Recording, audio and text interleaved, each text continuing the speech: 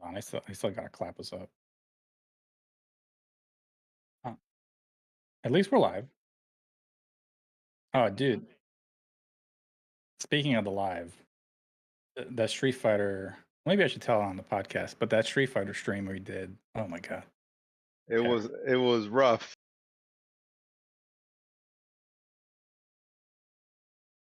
Um. Matt, you needed the master T.O. Broken over here, man. He said, "Should I have been awake to save it?" He said, No, oh, I'll explain it. oh yeah, he's a I'll master, explain it. the pro streamer, For streamer.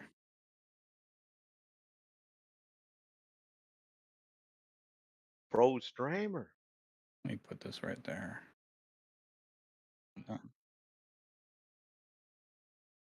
Yeah, it's all cool. It's all good, man. You're pretty cool. Give you the cool points. You get cool points. Yeah, you get your cool points, man.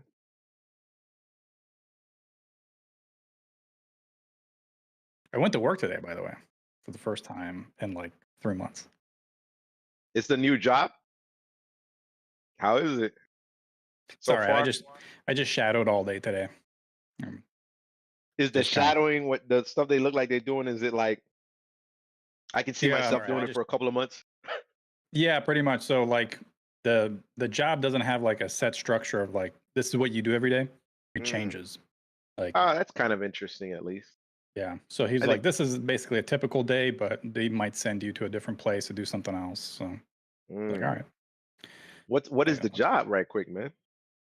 You're taking inspections for any Oh, damaged structures that had to do with water, wastewater, fires, earthquakes, yeah. even. So you're basically a glorified pencil pusher, except you're just going. You're You're going going on to the sites, field at least, so that's more enjoyable, man. take pictures, you you sustain the damage, and then you write up a report, and then they do with it whatever they want to. They might Okay. send you out again depending on what the insurance company wants. But I'm basically like a third party um, moderator because Mm. the insurance company might say one thing, and then whoever took the damage for the to the house or the property or whatever will say another thing. So they need like an arbiter, to like try to get in there and yeah, That sounds very boring. I ain't gonna front with you, man. Sound like but one it of those type of job. It's pays one of those money. jobs, but it pays well, right? That's all that matters.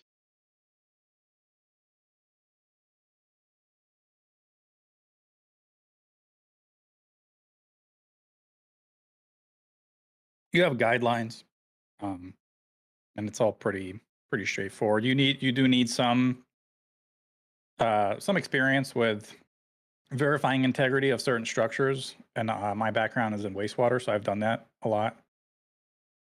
And it translates to most other things, but it's not a bad industry to get into. It's obviously if you don't like doing reports, it's probably not for you. But I don't mind going out in the field and shit. That's I can more listen to enjoyable, man. You get to yeah, see how much stuff is jacked up, and you get to write about it. yeah. You just listen to podcasts and you write your report, take pictures. Mm. I'm out there with my little GoPro. Oh yeah, for real. I've never used Yeah, one of those, man. I've always kind of wanted to use one of those. they're neat little devices. Yeah.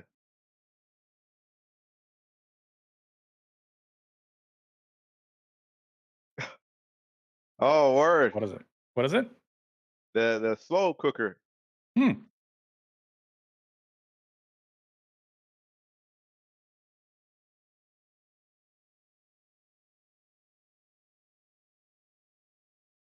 I think I know what you mean. Man, you don't. Oh, okay. I was gonna say you don't have to do that. There, you're getting cold. He's getting cold. Oh, Is it getting okay. cold? AC works in his house at least. But not in his car. Yeah, for my man melting in that car is, man. So the job's looking decent so far. How much it I pay? mean, Like it's like 25. 25. Yeah. Oh, okay. Damn, that's pretty good, man. I'll do it. I'll do it until I want to move.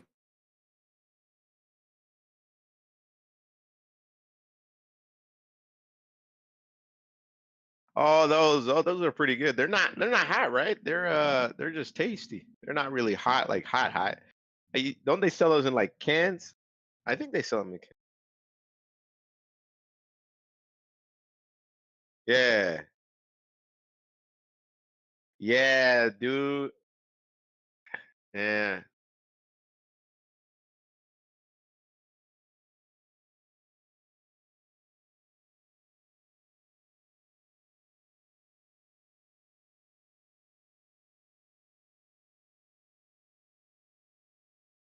There you go.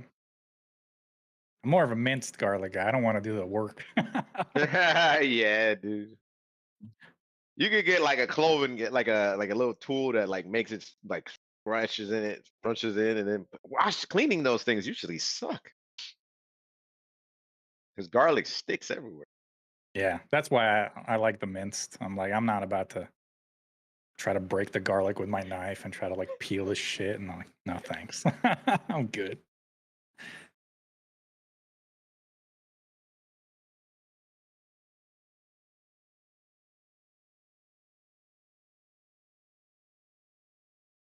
With the Discord, with not Discord, but with what do you call it? This. But what I got was a I also got some mashed potatoes for like the base, some butter, garlic, and I was like, ooh. I mean, my mother, like when she heard it, she's like, "You are just terrible human being." What's that? What's that noise, by the way? That's my cell phone. My Oh, every time you talk, I'm like, what? This Is man that got coming the from his mouth? sound like his radar, his sonar, man. He turned Oh, into a man. Martian over us. no, funny. no. But what happened was is that I swear if he calls me again. But so what happened Who's was calling you? Your dad wants the Netflix password again? Yes. And then he Need had the gall HBO to Max tell this me, time. and then he had the gall to tell me, you know what? You lost AT&T. I guess you don't get to have HBO Max. I'm like, Yo, right? so you're not yeah. gonna let me in on the HBO Max, but I'm paying for your Netflix, huh? Okay, I see how man. it is.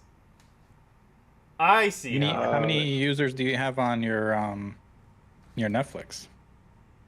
5? Me, my mom, my dad, my little brother, and my little sister. Dang. How much more you gotta pay when you add additional people? It's like 20 3 or 4 bucks. more dollars. $20. It's 20 bucks a month. Because there's so many people on my Netflix. Damn, And they dude. all want to be on it Moochers, all the man. time. And my dad is he had the gall to say that to me. He's like, "Well, I mean, if you don't have Right. AT&T anymore, I guess you don't need to have HBO Max anymore." I was like, Man. "Right, right. I'm the one paying for the Netflix cuz you never will pay for Netflix, but then every other week when I better forget no to damn pay for Netflix. Netflix, you'll be like, "Hey, so you got the Netflix right?" Hey man, you read up on that Netflix? I don't know. You know Warning, as warning. much as I do of how much money I have in my bank account. You know explicitly man. well I'm always broke. Dude. Mm-hmm. Mm-hmm. Oh well. All right, Oh I think well. I'm ready to clap us up. I'm excited. Can I look at that sick, beautiful what is it? I forget what that is. The docket. I think I don't have the docket. It's pinned in the group. Group chat. You're right. Yeah. Let me go check that. Same real quick. old docket. Yeah, so we'll probably take a break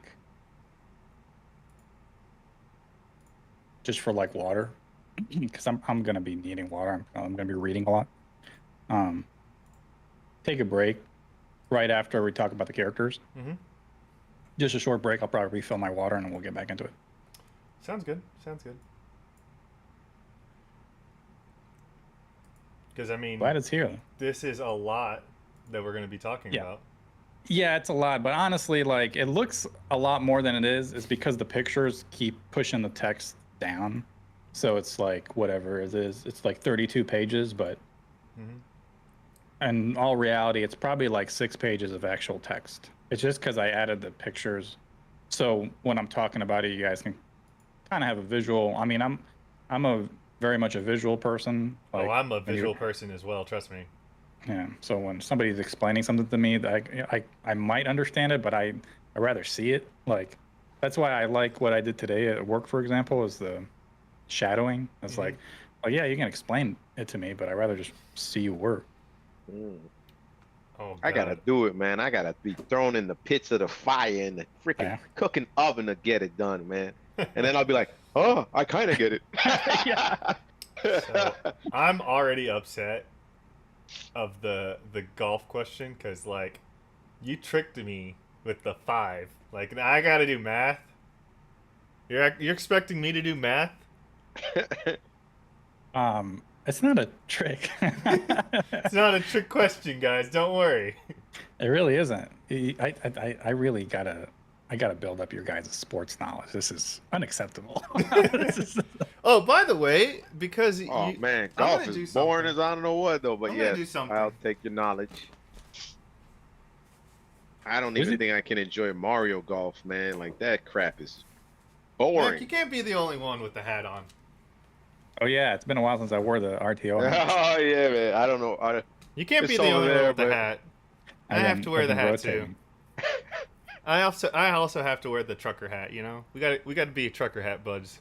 Yeah, we gotta represent. Well, I figured it's Do an I- RTO. Do I gotta get Episode it? of- I'll Yeah, you gotta get it. You I'll gotta get it. Now you gotta get it. No, Now you gotta no, I'll get it. get You're right.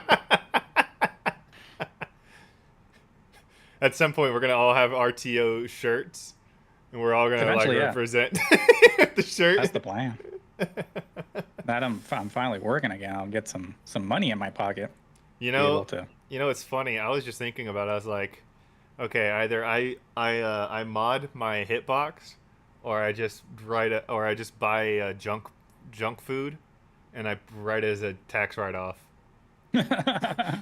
Which one comes first? My Don't laziness, you have to? my laziness, don't you have to or prove, my though? innovation? How many If you how think, many hours do you have to work as in like pro streaming in order to claim? it doesn't Hey-o. matter because I talked to somebody and they said it doesn't matter what you claim as long as you are streaming, actively streaming, you can claim it. So I was like, so wait, you can claim food? He's like, did you cook for your stream, or are you eating for your stream? I was like, Bro. yeah, you can claim I Who that. did don't you know about talk that. to? Who did you Yeah, I talk to don't that know told you about that? that. And I was like, what? Which VTuber gave you this advice? And then he was Talk like, to a tax professional. yeah, I'm gonna talk to a tax professional about that one because I was like, I feel I'll because what I was gonna do is I was gonna tax write off all my video games and DLC like all the other professionals do. Listen. But then I was if whoever like, you're talking wait to a has second. bunny ears. No, he That, doesn't. that ain't real advice. He doesn't have bunny ears. But I was like, so wait a second. So anything that I buy for my stream, he's like, yeah, anything. Like if you buy a arcade stick because you play fighting games on stream, then that's a tax write off because technically you used it for your stream. Man, that motherfucker going, IRS. We coming for them knees, boy. Oh man. I don't know, man. I can see how some people can justify like a video game purchase if they do like an extensive review of it or something like that. I can Yeah. see that, you know. But I can. Oh, I got a fight stick. So wait, now you just play. You never know. Look, I'm gonna go talk to the IRS about it. I'm gonna be like, hey, you guys cool if I buy an arcade stick if I use it for my stream, which is technically man. my work? And if they say, you know what, go ahead. As long as you hold the receipts, I don't give a shit. I'll be like, all right, that- bet. That's how the IRS gets you. The IRS doesn't care what you do. They only care. How many receipts you put If- on there? Well, no. If you ask them, it's like, hey, can I do this? They'll be like, do whatever you want. But then when it turns out to be wrong, they'll be like, we got you. they'll come get you. Yeah. Because They're not. Better IRS pay is what not you for- owe, motherfucker. Because they're like, They're not- We'll put you on a they're not giving plan. you We don't advice. care. because Yeah. they're like, because if I remember someone telling me, he's like, you can claim anything as long as it's work related, but you better hold every receipt possible. Because what if you don't claim anything? If you claim something and you don't have the receipts, they're killing you. They're getting your ass on that one. I'm like, what? I was like, you better start Man. buying everything on Amazon so you could just pull out your Amazon See- like list and be like, But- I got the list right here. But see, that thing is that was the reason why it sounds so fishy is that like, what if I did that for every video game, but I only play the game for 5 minutes, and I'm out here Well, did just you- ripping through video Did you games. stream it though? Did you stream it or did you make Yeah, content yeah, I for it? I streamed- mean, I streamed it for 5 minutes, dude. That's like, I don't know, man. That's kind of hard to say. I will say there was one time when I was doing voice work, I put down a mic because I Mhm. had to buy another one because it broke. But that's the only time I think I've ever really put anything on there. I think I put a desk. you know what? You know what? Can you do me a solid, Pringle? There's a new Sonic the Hedgehog game called The Murder of Sonic the Hedgehog. Oh, yes. I want you to voice act for that. All right. I want you to voice act Knuckles. Can you do that? Oh man, I'll make it. Knuckles. I'll give him a bad voice so they can always be upset that there'll never be a good Knuckles voice actor. I mean, in the game, Knuckles is a cowboy, so I mean, like, go for Oh, it. He's a man. sheriff. Because you know That's they had funny. to make a reference to old school Knuckles with the top hat, so they're like, how do we make that reference? Oh, what if we make him a sheriff? Then he's got to wear the bandito. That's funny. Oh, poor Knuckles. Or Knuckles. Y'all ready? Yep, Yeah. I'm ready. Alrighty. All right. Here we are. I can't believe we're doing this. Episode It's- 16 It's of Ride to Orbis. How many it's years? 84 years. So I want you to get that clip of the lady that does that, where she's like, Where's that from, by the way? I think Is that's from is that Walking Dead? Titanic. That's the Titanic. I think. Titanic. Where it's like, There's an old lady in Walking Dead Yeah. at the CDC, and she says something similar as well. I think it could be that too, Oh. because it's just a scene where it's like, no, it is The Walking Dead. It is The Walking Dead, because like it's that lady that Herschel married, and she's like, it's been 84 Oh, is it? years. Yeah, that's right. That's right. That's funny. God, But I anyway, love yeah, that. we're here. Episode 16 of Ride to Orbis, the first ever review discussion / spoiler cast. We've been planning on this for 4 months, and Oh man. Also, yeah, it's been a while. also, you It's should been a also say it's the first ever podcast that we actually have a script for again in the year Yeah. of our Lord in And- 2023. Yeah, 2023. It's the first scripted podcast, the first show notes podcast. But first of all, my name is Max Pleiser. Who you just heard talk is Broken Wing, aka Pringle the 2. Hello, everyone. And the third person here, we're all here, Pringle the 1. Pringle, how you doing, man? I'm doing all right, man. I'm doing all right. What speed is that bike behind you? I don't really know. It was girlfriend's parents gave us the bike. I was hoping to get something like I think they're called like trainers, Mhm. so that I can have it mounted in the house. Man, they're actually really expensive unless you get it like used. Dude, we're looking at $200, $300 purchases, man. I Oh, was looking dude. at, yeah, they're really expensive. And used, it's like, I guess you could get it like aftermarket used or like just used one for like 50, 60 bucks. But then it's like, I don't know, like you have to go there and check it out. And then if you buy it and it don't really work right, you gotta fix it. I've That's seen more resources. I've seen people go into a bike shop, and then they leave the bike shop with a 21 bike speed bike, and like all the bike gear, and they're like they spent close to like $2,000, and I'm like, what? Dude, yeah, you could You might as spend well have big- bought a car. Yeah, you could spend some pretty huge amounts of cash on bikes. I didn't even know that. I just want it for like 30 minutes or an hour of cardio. Honestly, Yeah, I was during thinking the cardio. pandemic, the beginning of the pandemic, I was trying to buy a bike because I was like, well, I got nothing else to do because I was off work, and I was like, man, let me just get a bike and I'll do these bike trails and all that. And I went to the bike shop, the only one that was open, and I walked in there, and the guy, it's a bike shop / repair shop, and I asked him, I was like, hey, how much is just a regular bike? I don't know what bikes come in, like what, 10 speed? I don't know, 5 speed. And every bike he had there, like bikes you could buy at Walmart before the pandemic, like 2 months before would have been $100. He was like, yeah, so that's 800. And I was like, what? 800? Yeah, man. Because of the pandemic. I was like, there's no. A bike kind of shop would monkey probably shit be is even that? more. A bike shop would probably be a lot more just because they try to sell like specific brands like that. Yeah. But, I wanted the yeah, Huffy. Super expensive. Yeah. Honestly, So, I yeah. just want a bike that takes me from point A to point B, and it works. all you need. Honestly, you know what I really want for a bike? I want those electric bikes where the way it works is that you pedal it to like charge it up, and then after a while you just like turn on the electric gas, and you just like, oh, I'm good. I'm just chilling until the battery dies, and then I just start pedaling again to charge it up. They sell those. Those are Yeah. really nice bikes too, because it's just like, oh, I got a hill I gotta climb. No, I don't.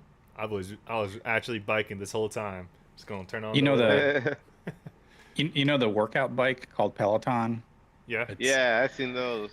it's a super expensive workout bike, and Yeah, really crazy it's too. the I forgot who said it. I think one comedian said is like Peloton is rich people conning other rich people into buying a bike as a coat rack. Like a workout. It's like It's so $3,000 true. to put a coat on. It's like insane. Dude, because they're not gonna use it, man. That's That's why true. it's like you get any. I honestly would have gotten like the thing about a real bike is that it's a bit easier to work around. Like you can move a real bike if you get the little trainer thing, you can move it better.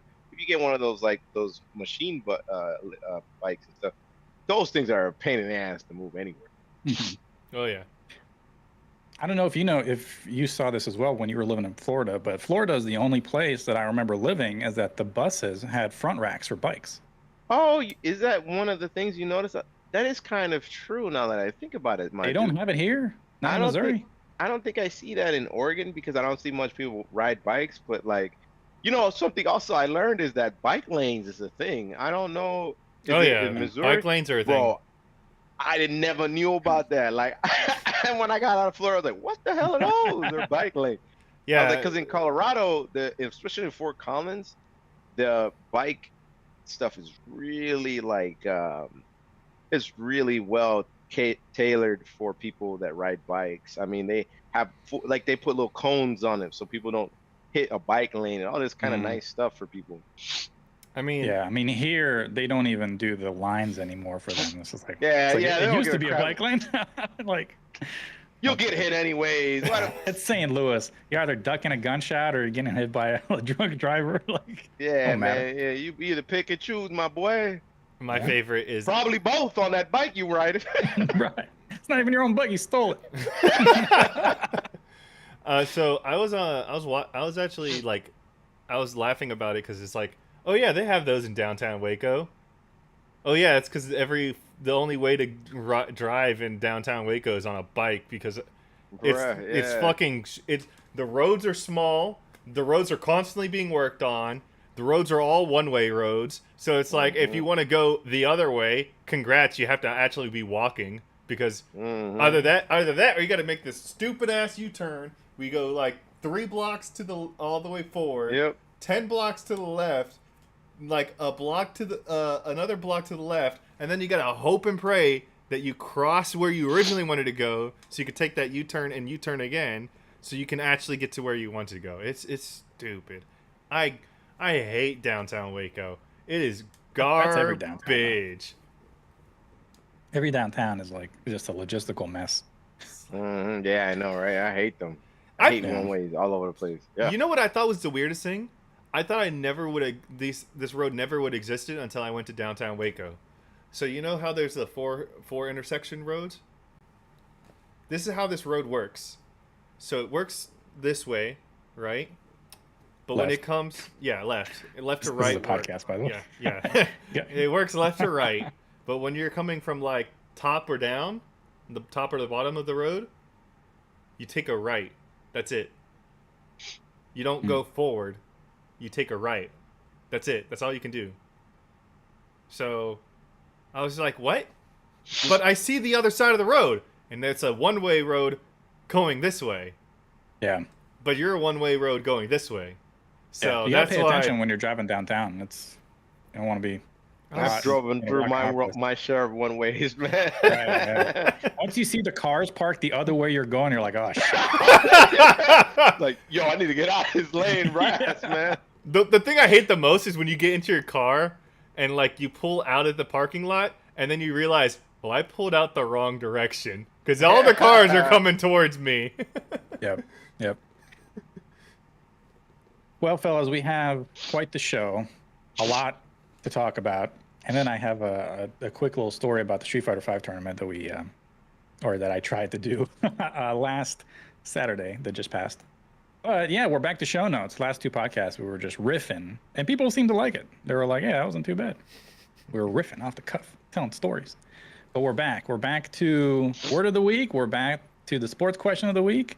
This is a brand new ball game, new year, so the score is 0-0. So you guys can get some points at the end of the year. We'll see what the You know what we champion should do? last year was Pringle, right? Yeah, it was. You know what we should do? We should have a viewer score too. We can get like the viewers in on it. If at least like half the viewers get it right, we'll give them a point. How are we gonna know that it's half the viewers? Well, they're gonna have to write it on the comments or Discord. In our official much Discord work. pod. Yeah, I'll- that's I'll Like a count the game- He's Discord. thinking like a game show, man. Yeah, Yeah, I'll count yeah. the Discord points, okay? I'll do that, okay? Drum roll, please. yeah. Yeah, you'll be the people's counter. Yeah, I'll be the people's champ. All right, so we do have a word of the week. The word is actually I should have Broken. You tell us, what is the word of the week? The word of the week is symbiosis. What's the definition of this word?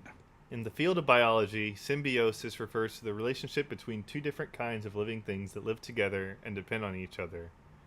In broader non-scientific contexts, symbiosis means a cooperative relationship such as between two persons or groups, such as how we're a symbiosis where if one of us can't get on this podcast, then we're not doing the podcast. True. It's symbiotic actually. So if you're talking about a relationship, it would be a symbiotic relationship. I've heard it used a lot, and I've always kind of thought I knew what symbiotic relationship meant. I thought it meant like a complementary relationship, and that's basically what it means. But I didn't know it was like a term that derives from science.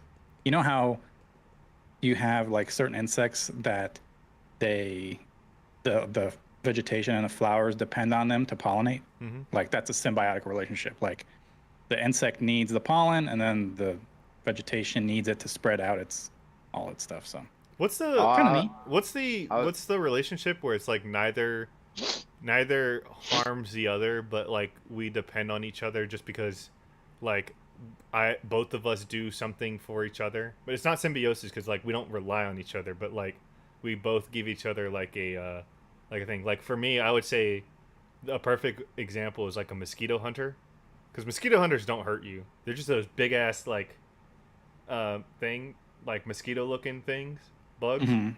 The only thing they do is they eat mosquitoes, and so like it's nice that you can just like let one in your house, and then you just don't have to worry about mosquitoes ever.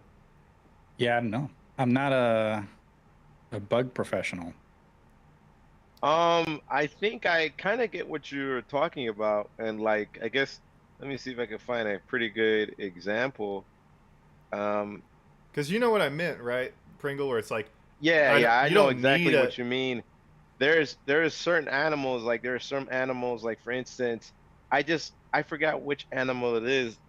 I was gonna say the sloth, but there's certain animals where they grow like a mold or like a mold, right? Mhm. They'll grow like a maybe it's not mold, but I'm thinking of moss, right? Mhm. Yeah. And then there's other animals that will essentially eat off the moss, and Mhm. they don't hurt each other, but in a way they help each other, but they don't really interact in this weird way. But I Mm. get what you're talking about. I guess an example maybe would be off of this website I just found was the water buffalo and the cattle egrets. Cattle egrets live on insects, and in the savanna, insects happen to congregate on the ubiquitous water buffalo. And you'll find these birds constantly perched atop buffalo backs, and then they'll scoop up the insects that the buffalo kick up from the grass and earn free rides by picking harmful fleas and ticks off their host. So it's kind Neat. of like, yeah, but it's also like they're not really homies. They Mhm. you just on my Yeah. back. It's like Yeah. you Well- offer me something, I'll offer you something else, but we're not really like. You ever seen those birds? Alligators will open their mouth, and the birds Yeah. will go in their mouth and eat like the bacteria around it. Yeah. And the alligator won't eat the birds because it's like, bro, they're cleaning my teeth. So I love that, dude. But then I also thought when you said symbiosis, I was just thinking of Spider-Man, the symbiote. Oh my yeah. When that god! motherfucker got yeah, that was like me first thing, man. Freaking Venom, man. He got on freaking Peter and stuff like that, man. hmm But yeah, that's word of the day. We'll try to keep doing it every time we do a show notes show. We'll try to keep up with it. But now we have a sports question of the week, and then the current score is 0-0. We have a one-time champ. Last year was Pringle, which, by the way, Broken, you gotta beat Pringle this year, because Pringle came in late to the sports question of the week and he still won somehow.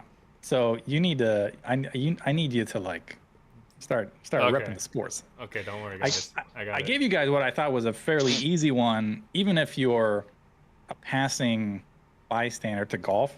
I think most people know this, but we'll see. So in golf, how many holes make a full round? A full round would be every single hole around the golf course. So I'm gonna go first, and I'm gonna say it's the 18. 18. So I gave you guys 8, 12, and 18 as options. Go ahead, Pringle. What you got? I feel like I know this one, but I don't really remember it. But I want to say 18 as well. So final answer, 18 to both. That's correct. 18. Hey, cool. Okay, I was thinking of mini golf. I don't know why, but 9 was stuck in my head for the longest time. I was like, why is it 9 in my head? I think it's like 9 whole rounds. 9. Yeah. So 9 could be either they say front 9 or back 9, depending on which part of the course you're playing. Here's a bonus question, since you guys are tied. So if a hole is par 5 and you got an eagle, how many shots did you take? And then I put a hint. It would be 1 less shot than if you would have had a birdie. I don't know, man. 2. I want to say 2 because technically 3 would be a... Well, actually, in this context, 4 would be a birdie. Or 3 or 4 would be a birdie. So I say 2. Because it's hole in 1, then it's eagle, then it's birdie, then it's par, and then it's bogey, then double bogey. Very nice. That's all correct information. That is random one that he knew. Like, where did that come from? That's actually really impressive that you just ran that off like that. Because I was like, I can't believe he knew all that. But you're saying so it's 2 shots to get an eagle on a par 5. You're both submitting 2 as your final answer? Yeah. It would be 3. 3 shots. Yeah! No! So, he was the smart one. Now he look even worse than me. So a birdie is 1 under, an eagle is 2 under. So 3 shots on a par 5, you would have finished the hole in 3 shots when you had 5 to finish it. 5 is par. So if you finished a par 5 in 5 shots, you're even. So that's 5. Now you know. Hey, but you guys are tied 1-1. The first sports question of the week. Can I get a half a point for saying all that? It was impressive. I'll give you. I was like, man. I almost feel like he deserves an extra point for that one. True. That's true. No, he just started rattling off. I was like, damn, Broken watches golf. That's crazy. No, it's my knowledge from playing Hot Shots back in the day. Of course it is. Hey man. The PSP game? Yeah, the PS2 game. I played it on the PS2 back in the day when everyone was playing it. Oh man, Hot Shots was my jam. Me and my homies would always play Hot Shots, and then I realized how boring golf is outside of Hot Shots, and I was like, oh my gosh, this game is garbage. Yeah, dude, I can't watch golf at all. It's not very fun to watch. My dad's not big into video games, but the one video game he really enjoys, and he still plays it to this day, is Tiger Woods Golf 2011 on the Wii. He plays that a lot. Oh man. Yeah, he really likes that game. I could see you have more enjoyment with that one because you're actually kind of like hitting the thing. Yeah, he got his wife really likes Wii bowling, and he likes that game. So they, every night they're like, "What do you want to play? Golf?" And she's like, "No, bowling." So they swap back and forth. It's funny actually. I was thinking about it. Like when I used to work at the bars, one of the games that everybody used to huddle around was the gold tee game. You know what the gold tee game is, right? Like arcades and such. It's the one with the big ball in the middle, and you just like roll it to like shoot your golf. Oh yeah, that's with the one with the little circles or whatever. Yeah, I know what you're talking about. And you just roll it, and then you wait to see how far your golf. Oh, the thing. the ball is on the thing and you go like Yeah. that type of thing. Yeah. Yeah. Mhm. yeah. I also like that, but then like if you think about it, getting me on the field to actually swing a driver, I'm not gonna do that. It's kind of boring. And watching it Yeah. is even worse. It's just like Watching is boring. Playing is not too bad, especially if you're walking. Like it's, a lot of people don't like walking. I liked walking playing golf. It's not bad. I used to work at a golf course. I used to like scoop up the balls in the golf range with like this little cart, They call it a And, gopher, right? pretty much. Is Yeah. that what they call it? Yeah. Yep. So surprisingly, we have a lot of golf knowledge for people who have no I idea know. what right? sports Right, are. yeah. It's because Like I knew golf the name translates of to that games. one. Yeah. Yeah. It's it translates to video games, so that's probably how we get the knowledge. Right. But yeah. Hey, I didn't say this the last couple weeks, but shout outs to people on Patreon, shout outs to people on Discord, and then the mailbag is always still open. So if people have questions, people have been putting a few things in Discord now that we're kind of changing the style of the podcast. Is like people can just send us certain themes and we can break down those themes and actually talk about them. So we already got a few of them, but if you want to send more, the mailbag is open on Twitter, although it's been knocked down a peg because I don't have Twitter anymore. I've deleted that mess. It's over. So I have Twitter still. Don't worry. You can just yes, add but- me. yeah, so at Broken Wing 777 _ at Twitter, and then at Pringle the One on Twitter. And don't at me. I don't have an at anymore. I deleted. Twitter is so grimy. So I deleted it. I deleted like maybe over a month ago now, right? Mhm. So what it does, and this is if you ever delete your Twitter. So you have to deactivate your account first. Mhm. And then 30 days later, after you don't log into it, it deletes it forever.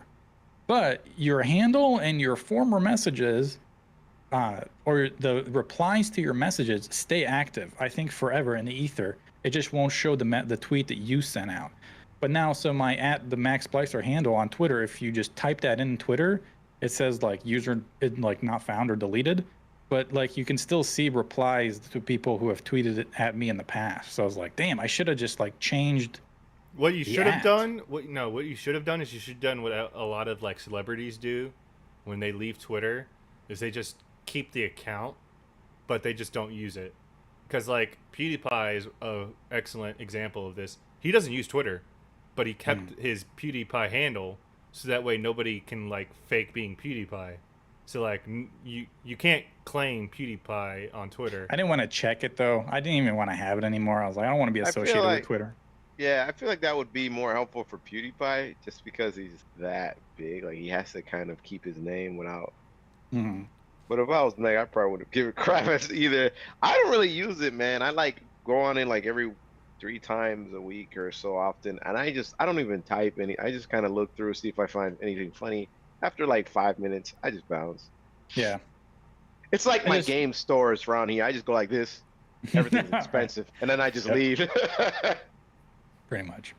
Yeah, I don't know. I just didn't get anything out of it, and I felt that I was just like, whatever I was getting out of it was just negative stuff, because I was like, ugh, everything I see is just not very good. So I was like, yeah, whatever. I'll just delete it. So it's been good. Yeah. I mean, I haven't missed it. So, but yeah, if people want to reach out, they can still reach out to YouTube, and if you want to reach out to us or to me or whatever, I'm on Discord all the time usually, so it's on my phone. Mhm.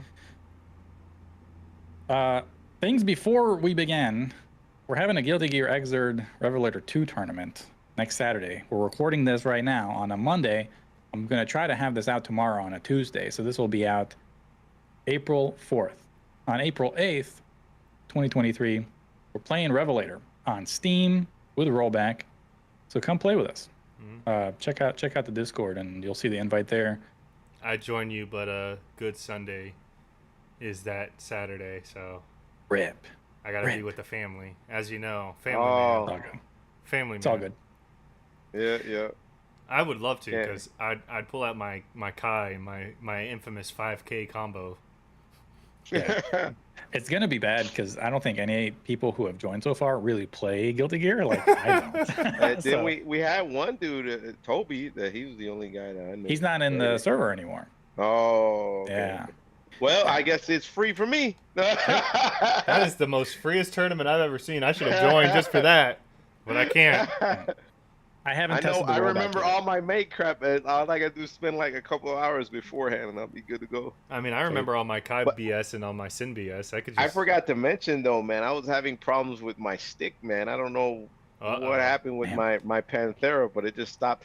Like the left goes right and the right goes left. That's Damn. partially actually why I stopped playing fighting games. I was like, I don't want to deal with this, so I just like put it to the side.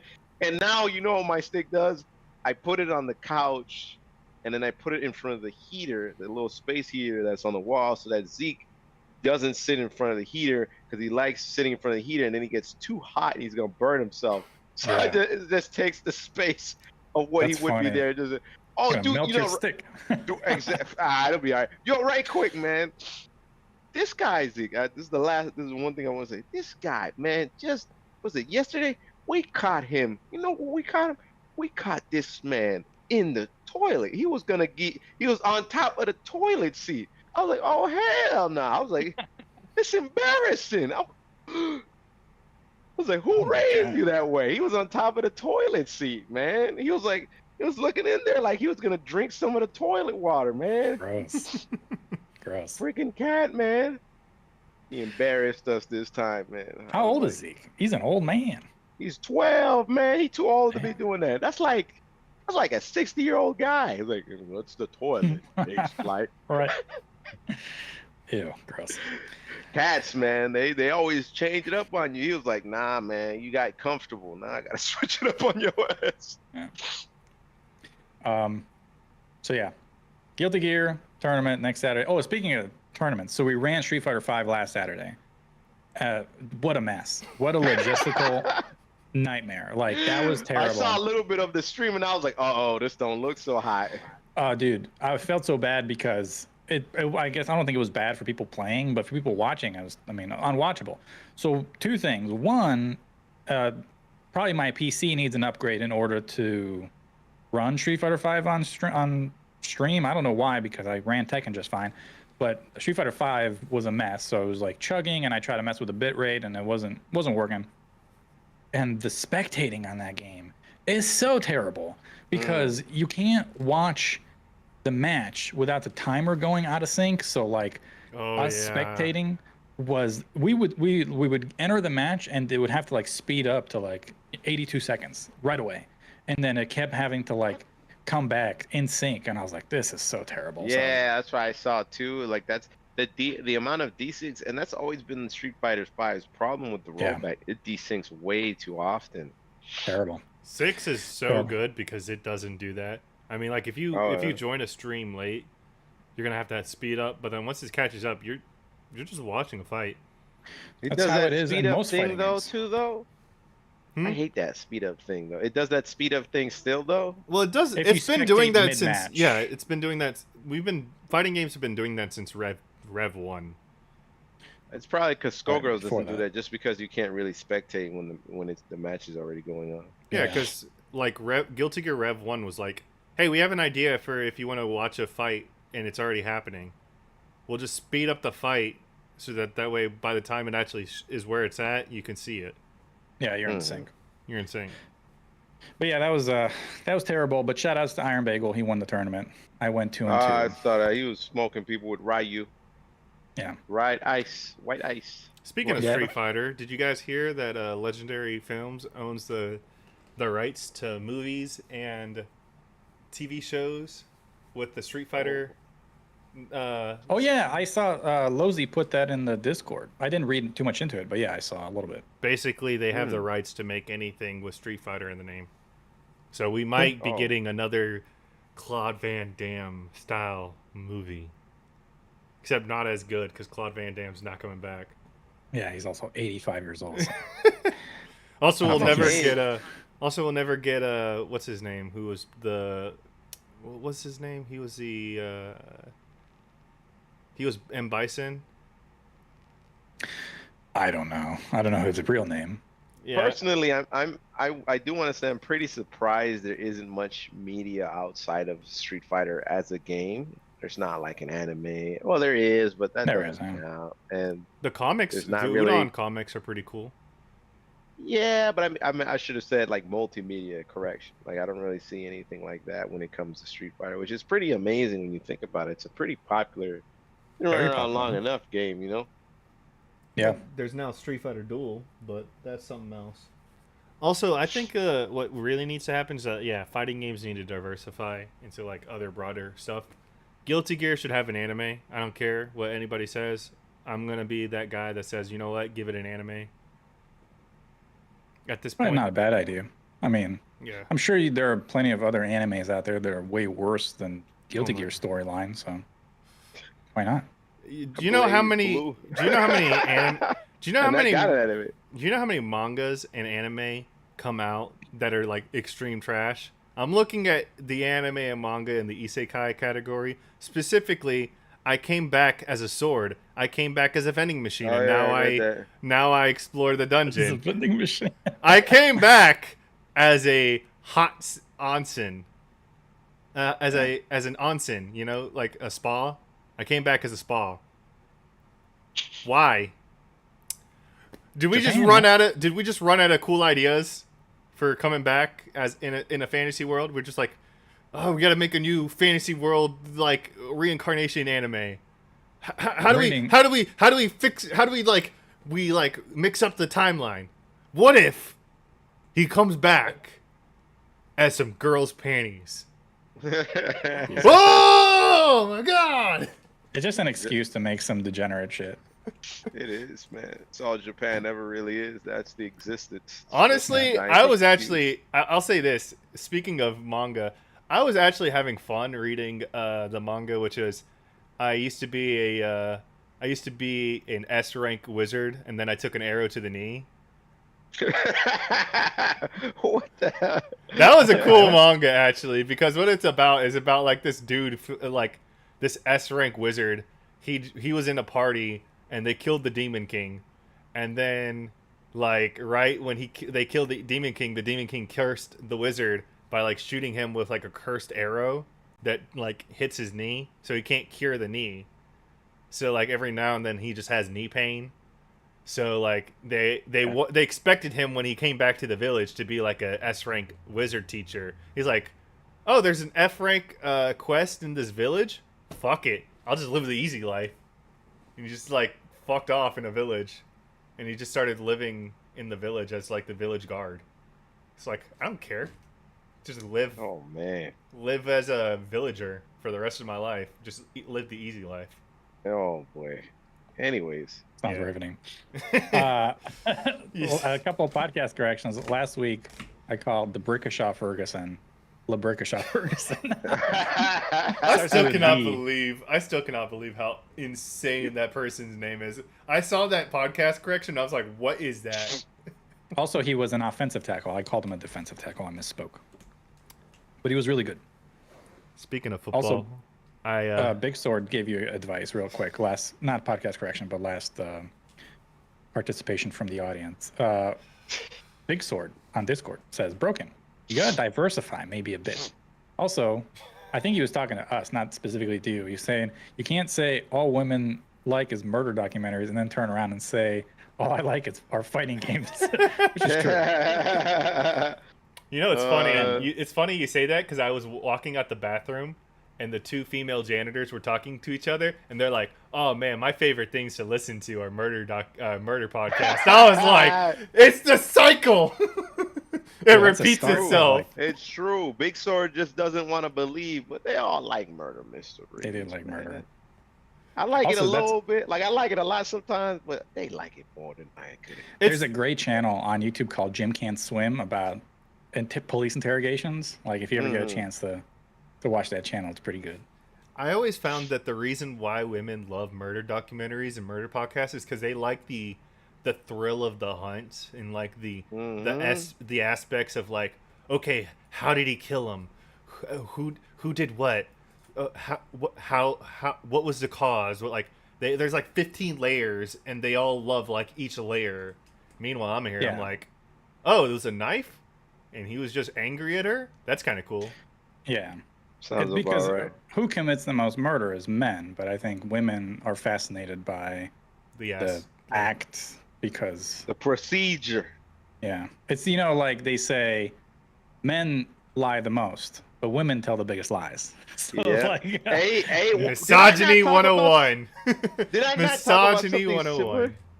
Didn't I talk about something similar with car crashes? Women crash, or it's actually kind of like the flip side, but it's Yes, like women crash their cars more often, but men crash it. When they crash it, it's bigger. Yeah. hmm all right, now that we got the misogyny section of the podcast out of the way. Misogyny. I forgot who said it last week. I don't even know what we said last week. I think it was like Zio who was like, "Damn, misogyny on the podcast." Like, man, y'all are soft if you really think what we're saying is like misogyny. It's like, oh my god. I'm just saying, man. Men is always the better gender. Is what I'm just. For real, yeah. Yeah, I'm just saying, I got a big dick and I like swinging it around. I'm saying, big chat energy over here. There's a real quick before we start actually talking about what we're supposed to be, River City Girls, but I saw a little clip in our sports section on the Discord. Scruffy put this clip in there, and the commentator says, yeah, so they enlarged the bases this year. They're all 3 inches larger to the ire of many men out there. I was like, damn, shots. That's funny. Speaking of baseball, quick tangent. I'm sorry. I Go always ahead. find it interesting how certain baseball fields is the reason why certain teams actually make the World Series. Did you know there are certain baseball fields where the outbound fence is closer to the pitcher than the others, and that's why certain states always get home runs all the time while others are 3-pointers? So yeah, there are certain parks that are larger than others. Camden Yards in Baltimore, where the Orioles play, center field is like 320 feet, which is not very far for a professional baseball hitter. But like Boston, if you go to left field over the Green Monster, that's like 450 feet or whatever. But it really depends on the hitter, and then not necessarily, because baseball is a game in which pitchers can really dominate. Like a really good pitcher can dominate a whole lineup. So most of the teams that actually win in baseball have like a couple of aces that just dominate, because in a 7-game series you can play those aces twice. So they'll play, your first ace plays game 1, second ace plays game 2, then you have a guy who's not your best pitcher plays game 3, and the first guy comes back for game 4, game 5. So it's tough to beat good pitching in baseball. But yeah, certain parks do allow for more home runs. I agree. Yeah, I saw an interesting documentary where there's a park that was owned by a family that roots for one team, and they made their park modular. So when their team is playing, they found a way to where they can shrink the park, and then when it's the enemy, the opponent plays, they found a way to enlarge the park without anyone knowing. It's collusion. You can't do that. Yeah, it's super collusion, but they've been doing it for the longest time. And then I was like, there's no way no one caught how a 300 yard field all of a sudden is 500 yards. How did you not catch that? Oh man, it's hilarious, dude. Funny. Anyways, all right, gents, we have a lot to talk about, and I will try to speed this up as much as we can, but I do want to allow time for discussion, because Brogan, you and I played it together, so I think we shared roughly the same experience. We might have thought of the gameplay and different aspects of it maybe a little different. Pringle, you played it, but you didn't completely finish it, right? So you played it also couch co-op, you played with your girlfriend, and you got to the final area of the game, and then you never completely finished it, but that's fine. We'll talk about the ending. So let's get into it. So a little bit of background. So River City Girls is a 2019 2D side-scrolling beat-em-up game developed by WayForward and published by Arc System Works. It is a spin-off in the Kunio-kun franchise, in which our protagonists, Misako and Kyoko, had first appeared in. They appeared in, I believe, one spin-off game that wasn't part of the main series. Now, I don't have any experience with the original franchise, but Pringle, you do, right? I do now. I just literally finished River City Ransom for the NES in like 2-3 playthroughs, and it was Nice. pretty fun. It was pretty fun. So whenever we get to some parts and you have any information that you can educate us with, just jump in, and Sure. if I bring up a character, just be like, actually, he's I don't know this if and I that will. guy. There ain't that much character, Oh, really? but yeah, but yeah, not that much. But If it's like I 2 or 3 lines of dialogue, and that's it. if I remember correctly, the main protagonists of the original games are Kunio and Ricky. Like Yeah, Kunio and Ricky. they're the OG pro tags, and then it's like this. They're named different though in English. It's called Alex and Ryan. So I don't know who is Kunio and who is the other one. So, from what I understand, Misako and Kyoko, who are the two protagonists and River City Girls, from what I understand, and maybe hopefully I'm getting this right, they were in a game that wasn't even localized in the States. So they were in like a completely like offshoot game that didn't make it to the States, and didn't get localized until after River City Girls. It got localized after it. So they're pretty niche characters, and the fact that they got this game is interesting, but I think it worked out. So the main plot of the game surrounds the assumed kidnapping of Misako's and Kyoko's boyfriends Kunio and Ricky. After learning about the kidnapping, the girls go rampaging through the city in search of their beloved boyfriends. That's the whole plot of the game. So let's talk a little bit about just the playthrough background. So obviously, Broken and I played the game via remote play co-op on Steam. Pringle, like we said earlier, you played the game with your girlfriend, couch co-op. Broken was Kyoko. When we played, I was Misako. So Kyoko is the orange hair girl. Misako is the brunette. The entire playthrough was just shy of 9 hours for Broken and myself, including searching for statues, exploring River City thoroughly, completing all the side quests, and gathering money for new moves and unlocking everything in the dojo. So we really combed through this game completely. Like, we did everything, and it took us just under 9 hours. So I'm sure if you really sped run through the game and didn't even want to mess with the secret boss, you could probably do it in 6 or 7. So, which is funny, by the way, that we chose the characters we did, because Misako is kind of like your girl, like all the way down to even her fighting style and her looks. yeah, we'll talk about that. Yeah, it's in the characters. Yeah, she's definitely, yeah. We'll talk about it. That's funny you bring that up. But yeah, because we picked randomly. Like, we didn't know anything about these characters before we picked, and we just happened to pick the characters, and they suited us well. Let's talk about the presentation.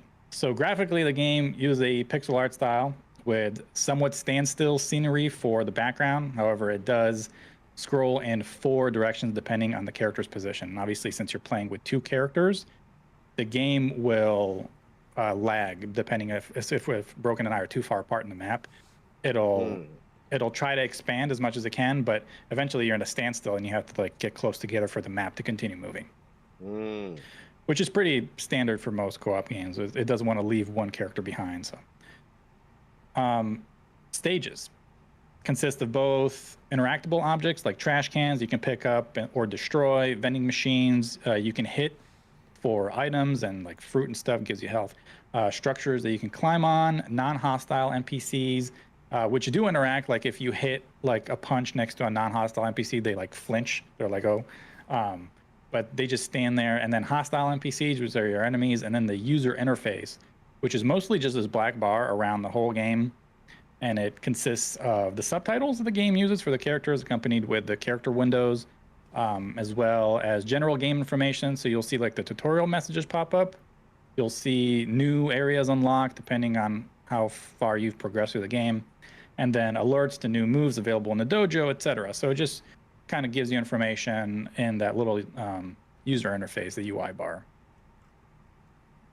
Let's talk a little about the UI.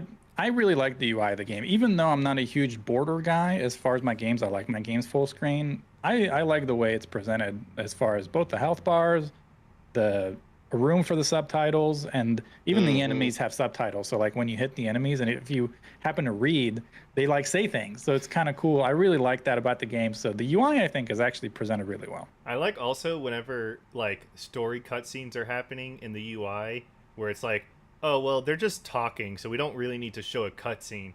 If you look at the portraits, they'll actually have the portraits move and interact as if they were actually talking to one another. So like Yeah.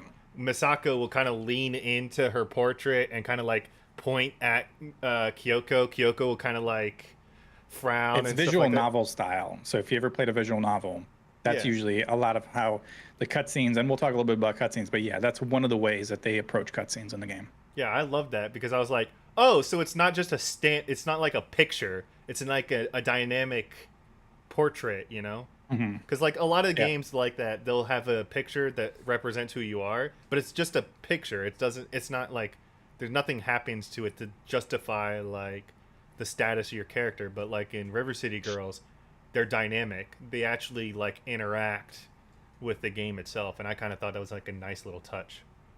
It's neat. And yeah, I did like the border always has like that I think that's what they go for, the cinematic feel of the cinematic style. The borders, I like it when they put the subtitles in that border, so it's not just there to be there, but there's actually like a point. Mhm. So I did like the borders in the game. Yeah, it definitely fits well for the type of game that it is.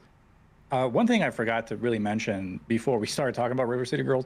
So normally this is obviously an audio podcast, and I try to make it as audible as possible. But for this type of podcast where we're talking a lot about the game, I'm gonna add a lot of different B-roll, so you get a good visual understanding of what we're talking about. So if you have a chance to go to the YouTube video, I think you'll get more out of this podcast as a video format compared to an audio format. So, but it's still, we'll try to address everything in audio. But I just think, just since we're talking about a specific game, I'm going to add a lot of B-roll and stuff, so make the experience a little bit better. So we talked a little bit about the UI, and then the subtitles. Let's talk about the cutscenes. So like you alluded to, Broken, cutscenes are handled in various ways. Some are animated, so they're actual animated cutscenes like movies. Some are digital art of certain characters in a visual novel style, like you mentioned. So it's not just complete cutouts of just characters. It's digital art, and it does have a little bit more life to it. But the main story cutscenes are actually really cool. They're presented by manga panels with voiceover, and those are also Dude, I they love kind of those. move around, and really cool way of showing it's like an interactive manga panel, which I think is really, really cool. The first cutscene of the game actually is that manga panel. That's how the game starts. So already it shows you like right away that the game has a lot of personality. I really like the manga cutscenes. They're really good. I kind of like it too because it makes it feel like the video game you're playing is just you reading a cool manga. So it's like one of those like one of the things I like is whenever a video game or a movie or a comic book alludes to another type of media and they replicate lots of moments of that so that it gives you that feeling like in universe what you're doing is you're actually reading a book or something rather than doing what you're doing, which is playing a game, or you're, you know what I'm talking about. Yeah. A perfect example is Beautiful Joe. Exactly. Most perfect example, man. Because like in Beautiful Joe, in reality you're not playing the video game, you're watching a movie. Yeah. But like Perfect example. exactly, like I love those where it's like it's not what you're looking at that's actually what's happening.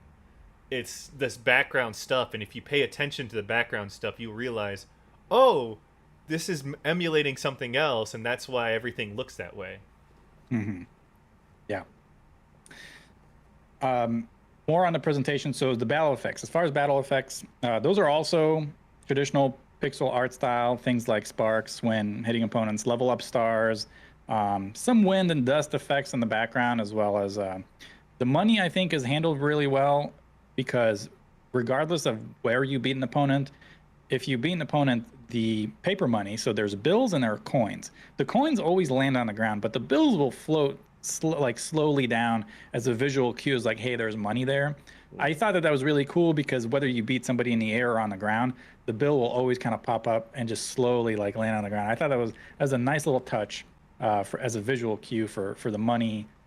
And um, there are some when a stage is locked, I thought was really cool. You have this little padlock at the top, and it little chains or whatever, and it shows that like the map is locked. So I thought that was really cool, and it also gives you an indication that now you can wall bounce. So usually you can wall bounce only at the edges of the stage, but when an area is locked for a specific area battle, you can actually use the wall bounce. So I thought that was a cool visual cue as far as the battle effects. I will mention, I did like that as well, but like the one thing I didn't like when we were playing was how many times it just happened.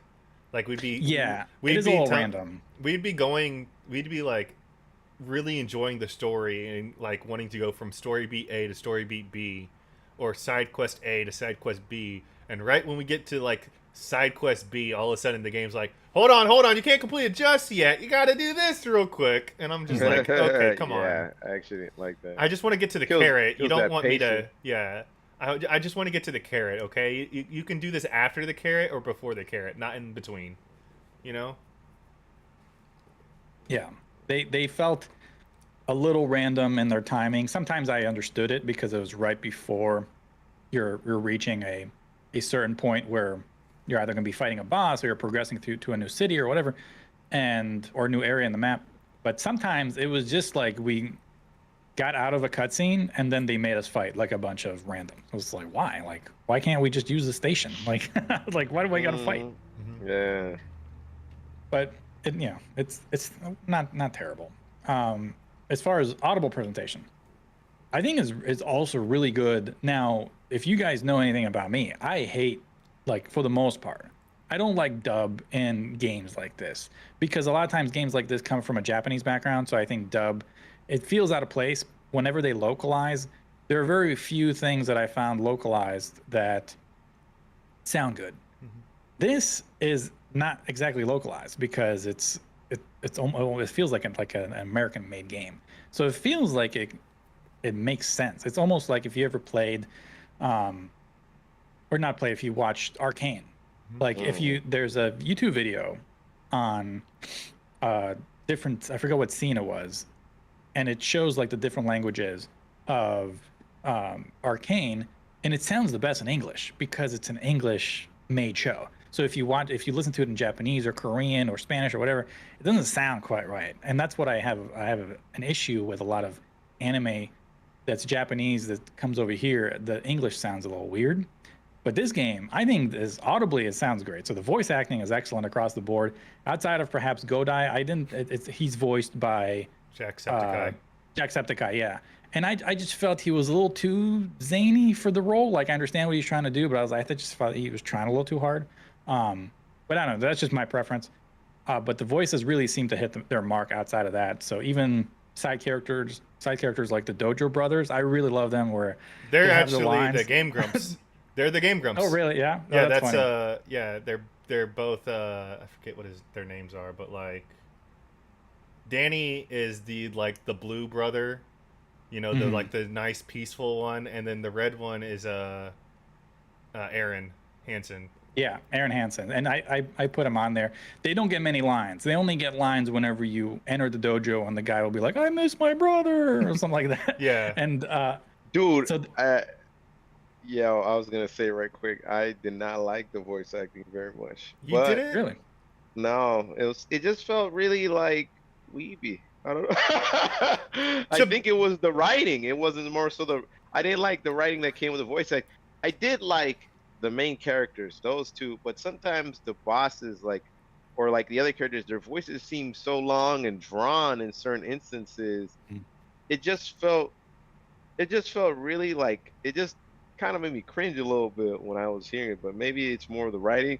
I will say I didn't like Godai's voice now that I think about it, but I did like the Dojo Brothers because they were just parodies. They were like, they were funny as hell because there's just a bunch of jokes. I like that a lot, man. I find it funny that they're basically making a parody of Double Dragon, Mhm. They're basically just double dragon characters, and I'm just like, oh, that's so nice. Yeah, it was Yeah. pretty funny. It's funny that you say that actually, because I mean, you have experience with voice acting, so it's funny. Like, I wonder if your perspective as somebody who has done it, that like Nah, you I don't think so, man. I don't no, really even. I usually am pretty tolerant of a lot of voices. It's just I think it may have just been sometimes the writing in the game just was like, the fuck is this, man? You know, really? sometimes I had that feeling. Yeah, but I did like Misako and Kyoko. They really stole the show with anything. But I think it's because they get to essentially have their voice chops all over. Like they get to Yeah, do everything. When yeah. some characters are kind of like one off note, like Hmm. was it like the I guess we'll get more into the characters, but some of them are too one off note, and it's like it's kind of weird. But a Dojo Brothers that fit right because they were just like parodies. Yeah, yeah, yeah. So their one note is funny. Hmm. I Okay, guess yeah, like I what get you're that. saying, for example, in the beginning of the game, you can show the cutscene of this because we have footage of it finally, where you're going to the mall. You have Hachimo, I forget what his name is, something with an Mhm. H, but like basically, he's a guy, and his whole entire goal is to go get manga. And Yeah, Oh yeah, yeah. We'll get to that in the story, but yeah, yeah, so like he's like a one-off character. He's like, I'm here for my manga and to give you the objective to open the mall. And then once you get in, mhm. you're just like, okay, cool, bye. yeah. Godai was probably a perfect example of that one note. Too much. Well, Usually the I'm fine reason with that stuff though. see Usually I don't care about it, but the reason why I brought up Godai is because he shows up more than once, so it He's was yeah, more basically, noticeable. yeah, he's basically your side quest guy. He's like, I have a yeah, side quest yeah. for you. Yeah, so I didn't really enjoy his. If Godai showed up once, I could have tolerated it, but because he kept showing up, this dude's coming out of dumpsters, and I was like, man, I don't like this guy. Like he's just not, he's not really. Freaking Graps over here. Stay your ass in the dumps. I don't want to Yeah. play your side quest. So that's why I brought him. I brought as example, but we'll talk more about it once we start talking about the characters. I want to give a quick shout out to some of the voice actors that actually I thought hit it out of the park. I really enjoyed the voice acting, which is again is foreign to me. I normally don't like this kind of stuff, but um, the two main girls, we got Kira Buckland and Kaylee Mills as Kyoko and Misako, Christina Valenzuela, sorry I butchered that, as Hasabe, which I also believe she does a little bit of the soundtrack. She does some vocal for the soundtrack, which we'll talk about later. Mary Josephine Hansen as Hibari, Aaron Hansen, as you said, Broken, as Jimmy Lee, who's one of the brothers in the dojo, and John Valesco as Skullmageddon, You know, who's the shopkeeper, I'd like to pawn shopkeeper. also add the voice actress slash singer for the third boss. You know, the one where like every now and then you'll be hearing her music as you explore. Noise. Yeah, Yeah. Noise. I loved her. We'll talk. I loved her We'll talk as about well. noise during Like the soundtrack. Yeah, her voice actress she was was really really good. good because it's like you don't know who is singing these beautiful songs. Like when you go to like certain areas like the mall, you're like, why the hell are we listening to like lyrical music? And then when you finally get to her and you realize what's going on, you're like, oh my god, we were listening to you this whole time. I Yeah. always I thought that was like a really cool like story beat and feature. I actually, you'll have to double check this. I actually don't know if the musician who sings Noise's songs, if she's the same voice actress for the character Noise. You'll Let have me to check look. that. But I'm not sure that Noise, the musician, and that might be correct on that, but I'm not sure she did any actual voice lines. I think she just sang the soundtrack and composed it, obviously. While you're doing that, let's talk little bit more audible stuff before we get to the actual gameplay. So sound effects, I think sound effects sound great. Like enemy sounds when you like punch people or kick people. Even the wall bounce sounds I think are cool. Always got to get that right in the beat 'em up, man. If you don't get that crunch, that I am beating this dude's guts in. Yep.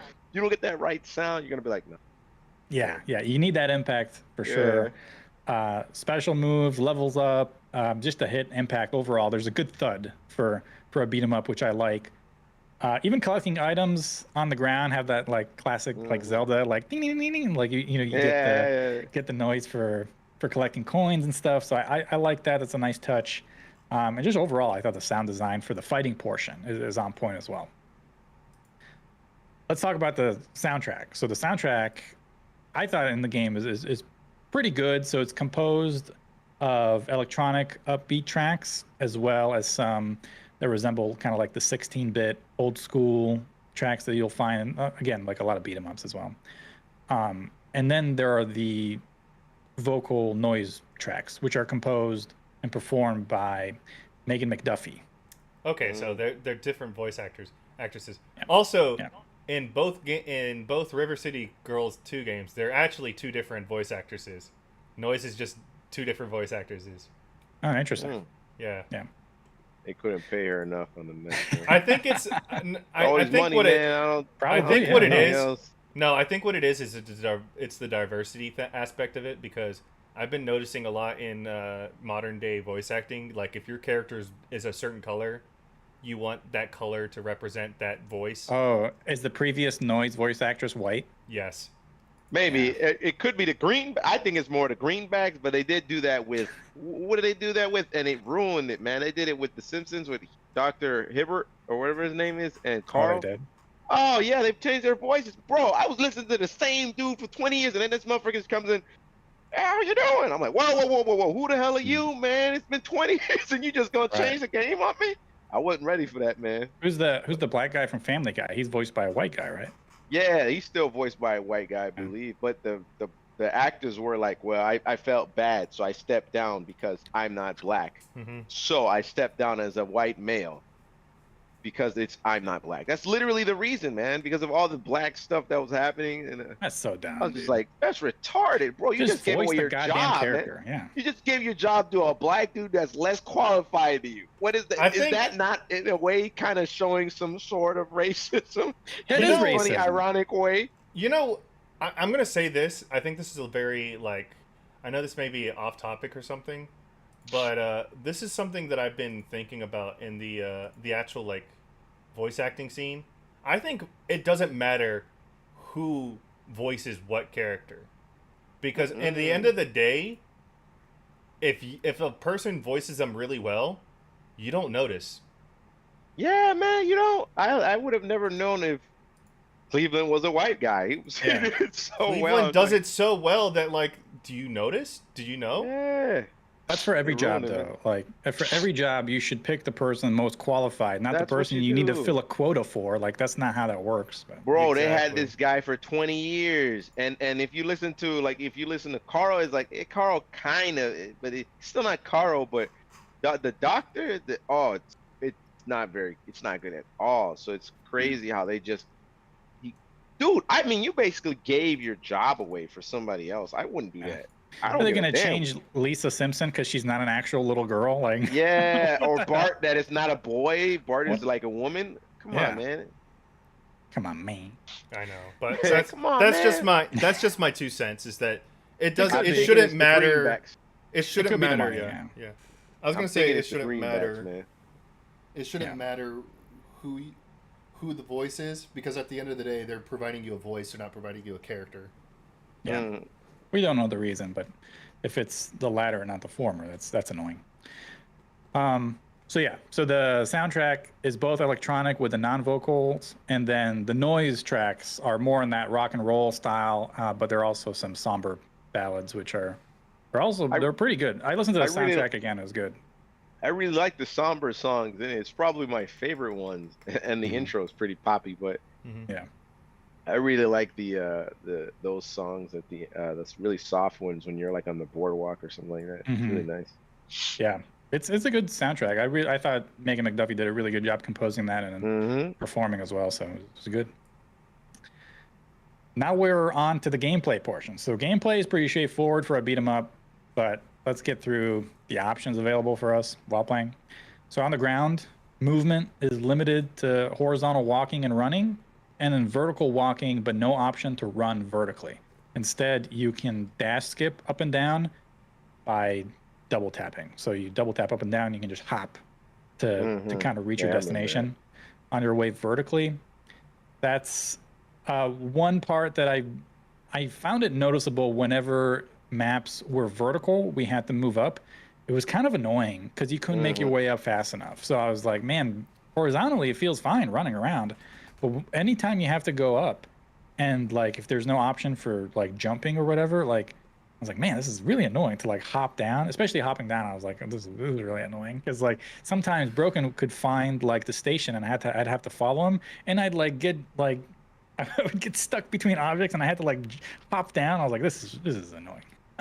I think what sucks the most is that this game is a very momentum-based game, and the fact that like half of your momentum is already stilted in a momentum-based game makes you feel like you're stilted as well. Like you said, when you go left and right, it's fast and it's responsive. Yeah. But like when you go up and down, it's just like I feel like Yeah. I feel like I just got shot with glue, and I'm just like trying to Sticky feet. I'm trying to like I don't know. Yeah, that's the one gripe I kind of had with the game was the vertical mobility, but jumping is also pretty limited, but it is useful for what you need it to be. So a jump can be extended by running on the ground. So if you get a running start, you can jump a little further from the ground, and then combat. So combat is done using both normal moves, which are just button taps, and special moves, which can all be used as combo extenders. Now the game is very similar to like what we see now with new school fighting games like Dragon Ball Fighters and stuff. So every special move is a command normal. So it's forward punch or up kick. Like there are no quarter circles, no Z motions, and none of that. That's for boomers. Like everything is actually a missed command that. normal. Yeah, really? Yeah, I missed Yeah. that. It makes the beat 'em up cooler. Yeah. It makes it because there's like, oh, I could do these cool button techniques that the game didn't tell me existed. Hmm. Yep. No special motions in our beat 'em ups. No special motions in our fighting games. No, not anymore. If you want special techniques like that, you got to play skateboarding games. Have you seen I know, skateboarding right? games? Oh yeah, I'm sure. I got to show you Ollie Ollie World too. Ollie Ollie World. Like you'd be like, what is these like inputs? KOF playing skateboard. Yeah. The combo system becomes much more satisfying after you level up. So the beginning of the game is kind of, once you don't have enough money, like once you get to like the first part of the game, you're basically just mashing. You're just mashing the whole time because you literally have no combos. You just think about it, like if you're playing a fighting game, you only have access to an auto combo, which is just tapping the A button 5 times. So that's all you're doing, and you can jump attacks, but like it becomes much more satisfying once you obtain money. You get new attacks in the dojo, and then you can test them out against opponents, which usually come at you right after you leave the dojo. So the whole gameplay loop, I think, as far as combat is concerned, is, at least for me, was finding the optimal damage by using the command normals and your normal moves, while just looking for combos. So you can look for combos that are make them do the most damage, or that are the most cool looking, or the ones that you can operate together if you're playing co-op.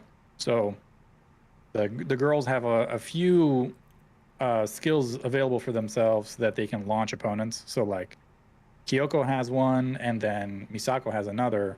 They can just toss opponents to each other, and then the other person can either like ground slam them or hit them in the air or whatever. So that's really the gameplay loop when it comes to combat, in my opinion. So I got a couple of things, and this is great. Really, where it started, the game really went downhill for me. Actually, was the actual gameplay itself. Like in the beginning, you're like, oh, it's brand new, you starting it out. But there's a couple of things that I think are big ticks to what is a problem with. One, the game has a leveling system, but enemies scale with the level. No point in the leveling system. Completely arbitrary. There is literally no point if everything scales with you. In the NES River City Ransom, no levels, right? So everything is based off the stuff you get. Another thing I didn't know, second thing is with the stores, you buy a food and the first time you eat it, it gives you a power up. I didn't know that. So we went like a large amount of the time of the game without buying into those power ups. So we were leveling and grinding, but it meant nothing because you can't really grind in that game. You can grind for money, but you can't really grind for experience because the leveling system is pointless because enemies just scale with it. So you'd have to have known that ahead. And people, like, I looked in, it was like, oh, if you would have played the other River City games, you would have known that. But in the other River City Ransom games, like the first one tells you what goes up when you buy it. In fact, you can buy the same thing twice, 4 times, 5 times, and your stat will still keep going up with it. That's Hmm. something that I learned. Yeah, so that's something that was like with this one and looking at it now, you don't know. I don't you don't necessarily know how much it goes up. I believe it does it show you when you a stat goes up? I don't think it does. It I doesn't don't really really show remember. you what the stat is. No. Yeah, Like Just you'd so your have to that level. look at the stat.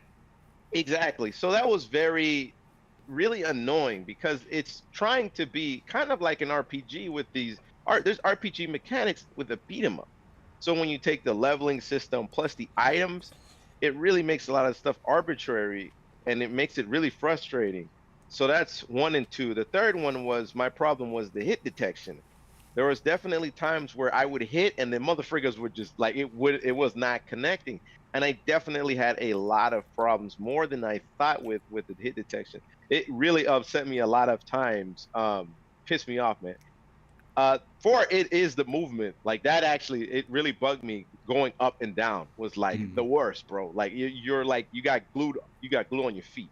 Mhm. So that those four things were really what bugged me. It really the leveling system. I hate it when video games do that, man. Like there's a game called Final Fantasy IX.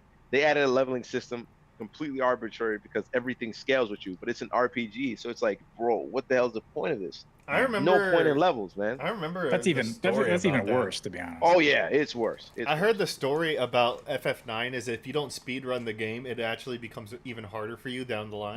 Because you're just dealing with bigger and bigger numbers. So the more you level up, the harder in a way the game gets because the more. Did you guys not notice that though? Like So- the leveling, scaling, and stuff like that. Yeah, so I didn't know that the enemies scale with you until later in the game. I was like, why are they still taking the same Because- amount of hits? Because it's like annoying because in that game you're going to backtrack. You Mhm. are Mhm. you just are. So when you're backtracking to like the earlier places and you're already like level 20, I'm like, y'all should be able to smoke these goons, man. Yeah. But no, it's the same amount. It's the And in same. River City Ransom, the NES version, you would have been ideally you would have just been buying food anyways as you progress because you have to keep your health up. Because if you die, you lose half your money. And you can't really resurrect even if you resurrect, but you still lose half the money. So the person that dies, you go to the other map, they come back from the other map, they respawn, they lose half their money. So ideally you want to consistently keep buying food, and then the food you buy shows everything stats up, punch, kick. Motherfucking there's a punch stat, there's a kick stat, stamina, wisdom, willpower, all this bull Mhm. crap. But in River City Girls, they made a couple of things that I don't like very what's the word I'm looking for? Cryptic. Mhm. And so it Oh, makes a little bit of that progression hard in that game. So the progression I felt was towards the moves. The Mhm. moves, which are cool. I like the moves a lot, but that's the only time where I felt like I was strong because I wasn't buying food items. And sometimes because I didn't know that it only works like when you first buy an item. So you'll have questions like when you go to the store, there's question mark items. It's good to buy everything in the store. I didn't know that. So I would stick to a store that just refilled my health the most. And that's what me and my girlfriend Mhm. did because we didn't know that. So that's what made the progression in that game really freaking annoying because leveling has no point. I don't know why they did that. I will admit, by the end of our run, Mac and I like bought like what 5 snack items, and the rest has just been like items to make the game better for us or fight moves. Yeah. Yeah, equipment, right? Yeah, equipment or fight moves. That was it. That's all we bought. Yeah, and that's what we ended up focusing on, the equipment and the fight moves. But in reality, Mm. if you would have bought the food items and eaten them once, at least once, that's why I mentioned that in the beginning because the game doesn't tell you that. And Yeah. I'm like, okay, the game that's cool, but then because there's a progression system, I feel like it should.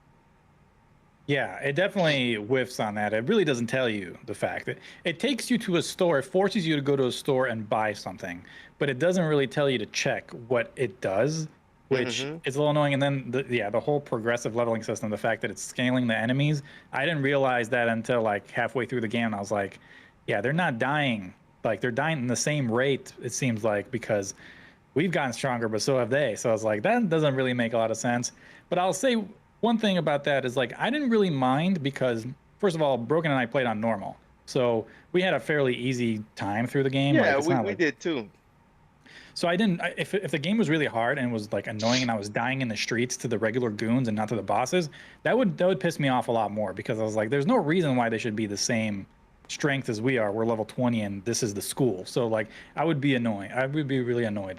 But because the gameplay loop, the whole thing is like, I just wanted to like get more money to unlock more moves so I could do cool shit. Like that's all I wanted to do. Mhm. I didn't mind as much having to fight the enemies because they didn't get in my way. It's not like Persona 3 where like, you know, you die in Tartarus or whatever and like you lose everything, you got to go back. Oh yeah, It's yeah. like- I hated that dude. Yeah. That would be really, really annoying. But like, I didn't feel that so much with that. It's a slight annoyance. I really get where you're going with, but it didn't make a huge difference for me personally.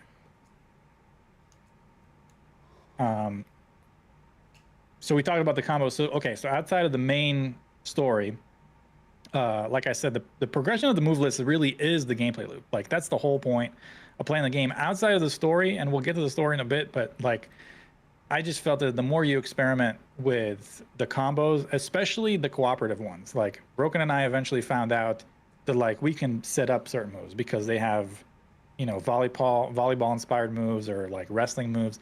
So those are really fun, tossing opponents to each other.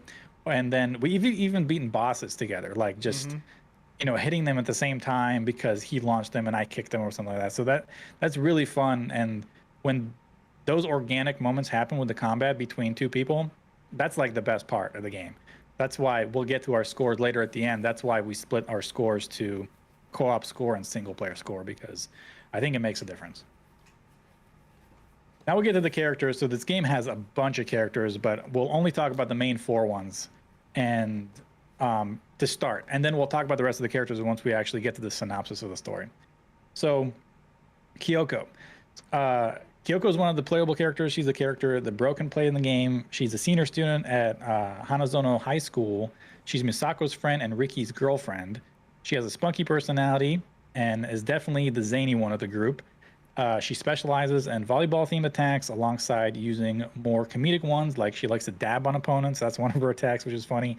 She has cheerleader kicks and even a Frankensteiner, which is kind of sick. Yeah, she was super fun to play. I loved it. Yeah, so I'll say this. Kyoko, even though I played Misako, Kyoko is my favorite character in this game. She's so funny to me. Like, she's a really funny character, and she really just, she's very lively, and I think she brings a lot to the game. Like, without her, I don't think the game would be nearly as good. Without her lines, without her, the fact she interrupts with certain things, the way she thinks, her dialogue, she definitely, I think, steals the show. Misako is really good in her own right, but I know just from an observer with like watching Broken play Kyoko, and she says things and she does things while she's fighting. As an observer, I was like, that's a really funny chick. But like, how did you feel about her, Broken? I think that, so you know how in comedy there's the straight guy and the comedic relief? Yeah, I feel like that's that's really, what they it are that. was. They I are felt that. like Yeah, they really Misako are. was the straight edge character that grounds Kyoko. Kyoko is the zany character where Misako's just like, I'm gonna let the chain off for a little bit and just let her go ham. And that's what I think was really good, because like every now and then Misako would just kind of like bring the like everything back together, but like Kyoko's the one that brought it out to begin with, and I think that their dynamic of that was really good, because I loved the fact that Kyoko's just wild. Like I understand it because I'm also wild too, so I kind of sympathize with that. And then Misako is just like, hey, back to the game, bring it back to the center. And I'm like, you kind of do need a straight edge character like that. Yeah, so one thing I actually also really liked is that they complement each other well, because Kyoko is the airhead and Misako is the hothead. So like whenever Misako gets a little too over like with her temper, Kyoko will have to like calm her down and whatever.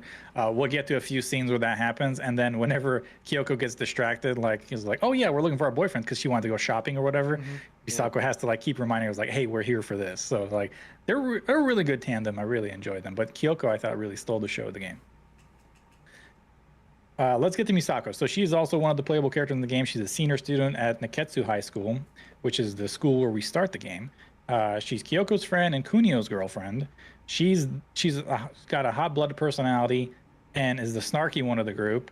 Her impulse is usually fight now, ask questions later. She specializes in more traditional martial art techniques. She uses punches, kicks, knees, elbows, alongside the Street Fighter-esque inspired special attacks like the Dragon Uppercut.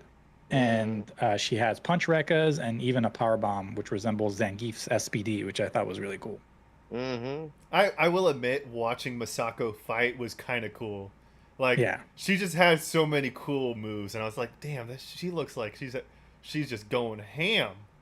Very fighting game style moves, where I think Kyoko is more like freestyle, like she free range, she just does things. Misako is much more alongside, like if you've ever played a fighting game character, she fights Yeah. like that, yeah. She's the one that learned the discipline while the other one's the brawler. Yeah, pretty much. Yeah. But then Yeah. it's like it's funny because yeah, it's just really funny. It almost It- feels like sometimes they contrast each other in that regard. You would think Mhm. that Kyoko sometimes would be the one that knows the discipline, Misako's the brawler. Right. Which is, Yeah. but it also makes sense based on the character because like Misako is more grounded, so she would Yeah. have the grounded fighting moves. While Kyoko is just all around energy, so she would have like the spontaneous like energy. Yeah, fight that's true moves. too, yeah. Yeah. It's like a complementary like thing. It gives you the character without giving you the character. Next we have Ricky. Ricky is he's one of the new game plus playable characters. After you beat the initial game, he gets unlocked. Ricky is a senior student, and he's the Bancho of Hanazono High School, same high school as Kyoko. He is Kunio's rival and best friend, and Kyoko's boyfriend. We'll talk about that later. Ricky is much more calm than Kunio, and he has a stoic personality. He's also 19 years old, as he was held back a year, so he's an older senior. And we learn more about them later. Kunio is, again, one of the new game plus playable characters. He's a senior student and the guardian of Neketsu High School. He is Ricky's rival and best friend and Misako's boyfriend. Kunio, like his girlfriend, is known for having a hot-headed personality.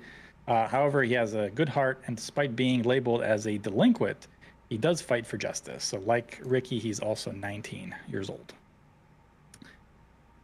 Anything to add, Pringle, since you've played the If original these- game? If this is Alex and Ryan, yo, I'm gonna be real with you, man. That the OG River City was so fun because like you're grinding, but it's like it's so simple and bare bones. So all you do is a punch and a kick, right? And there's like no real special moves outside of that. And like using those two characters was just funny. They don't really have much dialogue throughout the whole game. Everybody doesn't like them. That's what's funny. And like there was like something cool is that you could get this item called the dragon. I think it's called the dragon hand and the dragon feet or something like that. There's another name for the feet, and it made the punches come out like this motherfucker had the in One Punch Man the one where he punches multiple times Yeah. at once. Dude, Consecutive normal punches? Yeah, consecutive normal punches. Yeah, you get the and then you can get the consecutive normal kicks as an item, bro. Like I know how like in River City Girls it has all of these like you get these move lists and all that stuff, but it literally just had a punch that came out 3 times as fast, That's, and it hyped me up more than I thought I never could. that's funny. And playing them like throughout the game is just kind of funny because like they look the same. You know, they didn't really have much going on for them in terms of pixel art, so they just made the characters look the same. So sometimes, and you know what's funny is like in the old River City Ransom they have friendly fire is not on, Mhm. so you can hit each other. So I'd have that consecutive normal punches, and then my friend would hit me with it, and I'd die from it. Yeah. So yeah, I don't really have much for those guys, man. There's really not much for saying with them because there's just not very much conversation that they do outside of like, I don't know, I don't even know, man, because the translation could have changed how they are and stuff like True. that. So it's very hard to say. But if these dudes were out there trying to get their chick, man, I mean, they really worked hard for it. I think there's like another River City, maybe River City 2, where towards the end they fight each other, like the main characters fight each other. I don't know if it's those two, but towards the end there's like an optional fight, I think, where they fight They each are other. rivals, so maybe, yeah. Yeah, so I will say this: I think it's interesting who goes to who. Like Ricky is very like stoic. He's very calm, cool, And collected. he's with the airhead. Yeah, he's with the airhead. Meanwhile, it's like pretty, the yeah. aloof airhead character is with like the super serious one. That's Well, what no, they. You got hothead with hothead and airhead with the calm guy. Because that's what, in the end, though, that's what they kind of like. That's what they see in each other as Yeah. friends. That's what they like in their men. the stuff That's they true. see in their friends. Yeah, man. Yeah, it's like That's- flip flop that's to how the you- flip flop. Yeah. So yeah, so those are the characters. We'll talk more about more of them once we get to their section in the game, and we'll talk about basically we're going to go through the synopsis of the game, and you know whenever we want to stop at a point, we'll talk a little bit more about it. But how about we take a short break, get a little water, and then yeah, we'll just break down River City Girls. We'll be right back. I'm going to be reading a lot, so I'm going to be getting some more water. I have the secret tech. Look at that. What is Water that? bottles? Water Oh. bottles.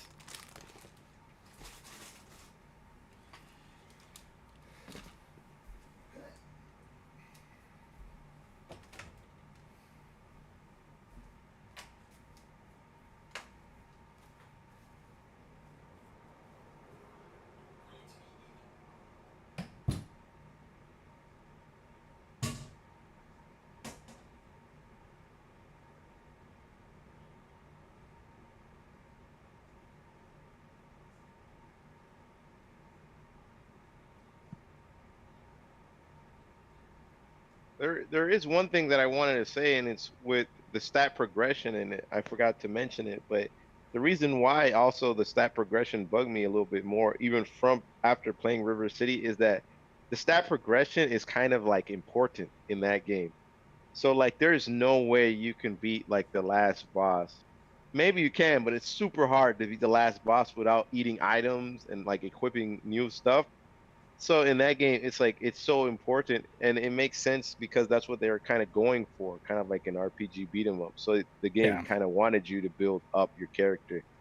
Because like if that was the case, I mean, Streets of Rage is might as well just play Streets of Rage because that ain't Oh, not a yeah. factor.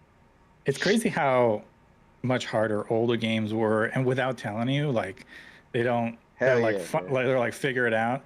I don't know if you've ever played this game, Legacy of Goku on Of Game Boy. course, I remember. Have you, Yeah, man. have you played the Yeah, first man. one, We talked about that. Yeah, man. That game is bad.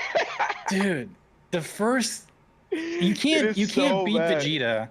You can't beat Vegeta without grinding wolves like for Yeah, man. days. What seems like, and I was like, dude, this sucks. Like you can't beat this guy. It's so hard. You seen the commercial? The kid comes out the car and he's got the Super Saiyan hair, bro. That sold me. I thought that would happen to me, man.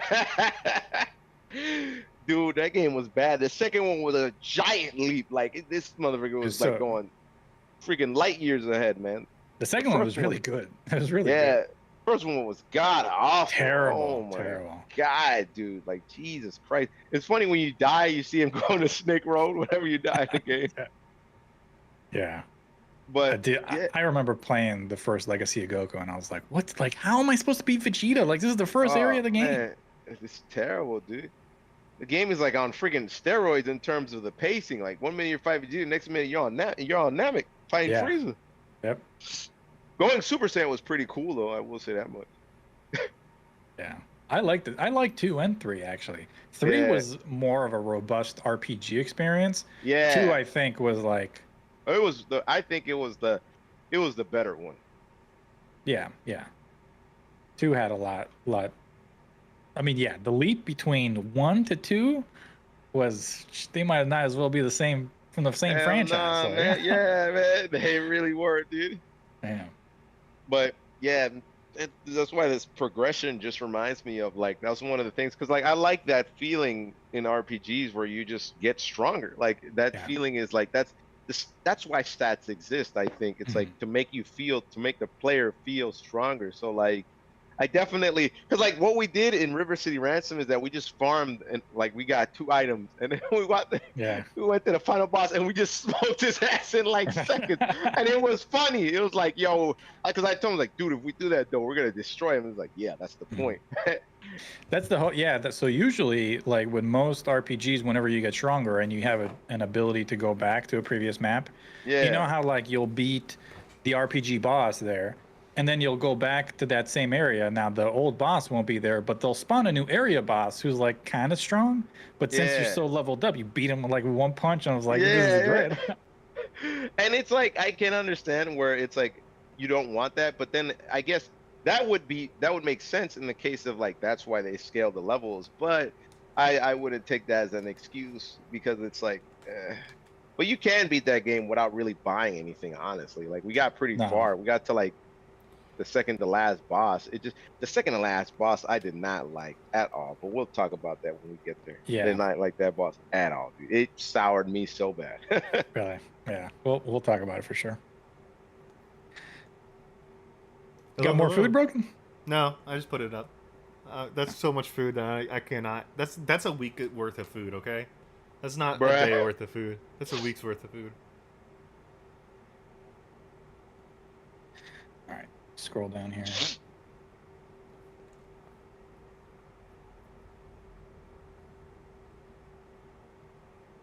All right. We are back. I'm going to be talking a lot about basically the whole game. So I wrote down playthrough discussion. So I'll just go through the game, and if you guys feel any point where you want to interrupt, or if I start talking about something, please do so, because we're just going to be going through the game how it was presented to us. Try not to spend too much on every single section, but yeah. So this is the spoiler cast version, or basically the part of the review discussion that we're talking about. We are going to spoil this game, so if you have not played River City Girls, you might either want to pause, go play it, and then come back to this, or if you don't care about being spoiled, then I have warned you. In And advance. here we go. Yeah. Okay. So the game begins with Misako sitting in detention, and this is the manga cutscene. So this is how the game begins, with Kyoko there hanging out with her, and despite pointing out that she doesn't even go to that school, but yet she's in detention. That's funny. Yeah. So as Misako laments how she's going to die of boredom, Kyoko gets a random text that shows that their boyfriends are getting into a vehicle with someone standing behind them. Kyoko immediately calls out to Misako that their boyfriends have been kidnapped, and they have to bust out of detention to go save Ricky and Kunio, and that's when the game beat 'em up section begins. There's two things that I kind of want to point out here. One was the fact that we already get to know the Kyoko Misako relationship, is the fact that like they're they're already like you're like, first of all, what is Kyoko doing there? You can see she's wearing a different uniform, like she doesn't even belong in that school, but she's hanging out. And two was, there are theories, and we can revisit them later. There are theories about the game being just a dream, like because we see in that cutscene that Misako is snoozing almost. So that's one of the fan theories that I saw, that we can address that later at the end of the game. So we move on. So as Kyoko and Misako fight off the students of Neketsu High School by the order of the principal, which I thought was kind of funny, the fact that the principal goes on the intercom, he's like, don't let them leave, like stop them at all costs. And then you just have the students of the school just start fighting. Like they obey the orders of the principal over the intercom, and they start fighting Kyoko and Misako. And the whole point is to manage to bust out of detention, and then they make their way to the school halls, and we already see their personalities while they're fighting. So the game starts right away, and as they interact with each other through the halls and through the subtitles as well. Broken's about to fall asleep on me. No, it's fine. I'm just Snoozing. keep going. I'm sorry. I need to actively move. Oh my I'm lord. rocking myself to sleep. As we were I saying, got that happened. I gotta keep myself awake, but I'm falling asleep keeping myself awake. Oh man. There's a great line by Kyoko when Misako asks her who sent the picture of the kidnapping, and Kyoko responds with blocked caller. That's a weird name. And Misako responds, of course it's blocked. And Kyoko goes, oh, you know him? Like, Yeah, I we love already- yeah, man. I really like Kyoko, man. I really like both of them, but Kyoko was just. I ended up using Kyoko, and then my girlfriend used Misako. Mhm. But I really like Kyoko, yeah. 'Cause She's just ditzy. really fun. Yeah, she's Yeah, ditzy, she's just fun. Yeah, the personality is fun. Mhm. So that's conversation is happening while they're fighting. So as they fight their way through the school, this is when we first meet Hasabe and Mami. Fuck there are those two girls. bitches. There are two Oh, they're girls. horrible, bro. I remember them. I actually do remember liking them. They're terrible. Oh, they're Mhm. terrible. They're actually Great. really well written bitches. Yeah, yeah. They're good antagonists for sure. So they will become Kyoko's and Misako's rivals throughout the game. Now, Hasabe is a senior at Reiho Academy and is close to Kunio. She self-proclaims herself as his girlfriend. She usually wears this smug smile every time you see her with a condescending attitude towards the girls. Mami is also a senior, but at Hanazono High School, the same school as Kyoko, and she also self-proclaims to the girls that she is Ricky's girlfriend, and she's always belittling the girls with an attitude towards Kyoko especially. Now, one thing I found interesting is like, first of all, what are those girls doing there? It's not even their high school. This is Reketsu High School, so it's like, Dude, I don't. To so be they're hanging out in the fair, hallway. to be fair, like none of the students should be in this school because this is not even their school. Yeah, They're just hanging out. They're like, I oh didn't hey, e- there's a I school didn't that we even- gotta be at. I didn't even think of that at the time when I was playing, since I didn't pay too much attention to the story. I just kind of like followed through with the beats. But that is funny though. I didn't even notice that they're not everyone from different schools and stuff. yeah, Yeah. and they're just hanging out in the halls of a different school. So Yeah. fun little tidbit there. God, So the girls, the girls ask if they've seen Ricky and Kunio. However, Hasabe and Mami are no help. So the girls continue to march downstairs, and this is when we arrive at the game's first boss battle against the monster maiden Misuzu. Also, the fact that like in the beginning of the game, they have such bitchy lines that make you like, oh, these are some bitches. It's like, Yeah, when you come man. out of detention, ill, and then you're like, yeah, we just did, bitch. What of it? And you're like, yeah, these are some snarky little like they start strong. You know what I mean? Like, Yeah, right away, right like, away. there's no like build up to, oh, I'm your enemy. They're just like, y'all are some, you know what I'm talking about, right? And it's just Yeah. like, some Yeah. mean girls, man. Yeah. there it Mean is. girls. There it is. You know, it's like, You gonna befriend me and then talk smack about me afterwards and embarrass me to the whole school, man. Hmm. Yeah, no, they're not even trying to be friends. Right away, you find that those two girls Yeah, are just yeah, they got mean intentions. Okay, so we've gotten to our first boss already. So Misuzu is the first boss. She's this big bruiser type girl. She's slow moving, which makes a good first interaction, I think, for a boss. Is you don't want to throw too much at the player once they first start the game, which I think is good. And as a boss fight, you think you can handle her pretty well. She is knocked down easily, but she wakes up with an invincible attack every time she hits the floor, and she kind of like has this like spread out like rubble attack or whatever. So that'll hit you if you're too close to her. She charges you with her shoulder attacks, and she has a tracking slam that is damaging, and it'll break the pillars. So there are pillars around the area that you're fighting. It'll break the pillars in the room, so you can't hide behind them for the shoulder attacks. But it leaves her vulnerable after landing. So very much like a Honda butt slam, except she has recovery frames after the butt slam. Before we get to the end of this, what did you think about the first boss fight, Broken? I thought it was a nice introduction. It wasn't too hard. It like literally taught you the like, these are what bosses will do, because a lot of bosses, they have like a lot of active frames and invincible frames, and this boss was like, I have those, but I'm not gonna punish you for not knowing it, you know? I kept track, by the way, of how many times we died to each boss. We beat her in one try. So once we get to the bosses, I'll tell you how many times we died to the boss before we actually beat it. But her only took us one try, so I thought, yeah, she was a very good introductory boss, and yeah, I didn't mind her. She was okay for a first fight. What did you think, Pringle? I really like. I think I may probably have liked that boss the most. Really? Yeah, just because it's like it's pretty grounded of a match. We died maybe like a couple times because we weren't expecting it, but yeah, it's a pretty just grounded match. I kind of like that type of groundedness. It's not like they can't jack you up, but it's it's not that easy. It's kind of easy, but I kind of liked her a lot actually. Yeah. I like the big bruiser type too. It's cool when they do it as a woman too. That's always kind of cool. Yeah, she's got a fun personality as well. I like Misuzu. Yeah, man. And I kind So- of like the fact that like the girls didn't even want to fight Mizuzu, and like they give Mizuzu a hug at the end. They're like, Yeah. Oh yeah, "Don't worry, Mizuzu." I think it was Kyoko. Yeah, Yeah. they were like, "Don't worry, Mizuzu. We're gonna go and have fun. Here's a hug." I'm like, "Oh, that's kind of cute."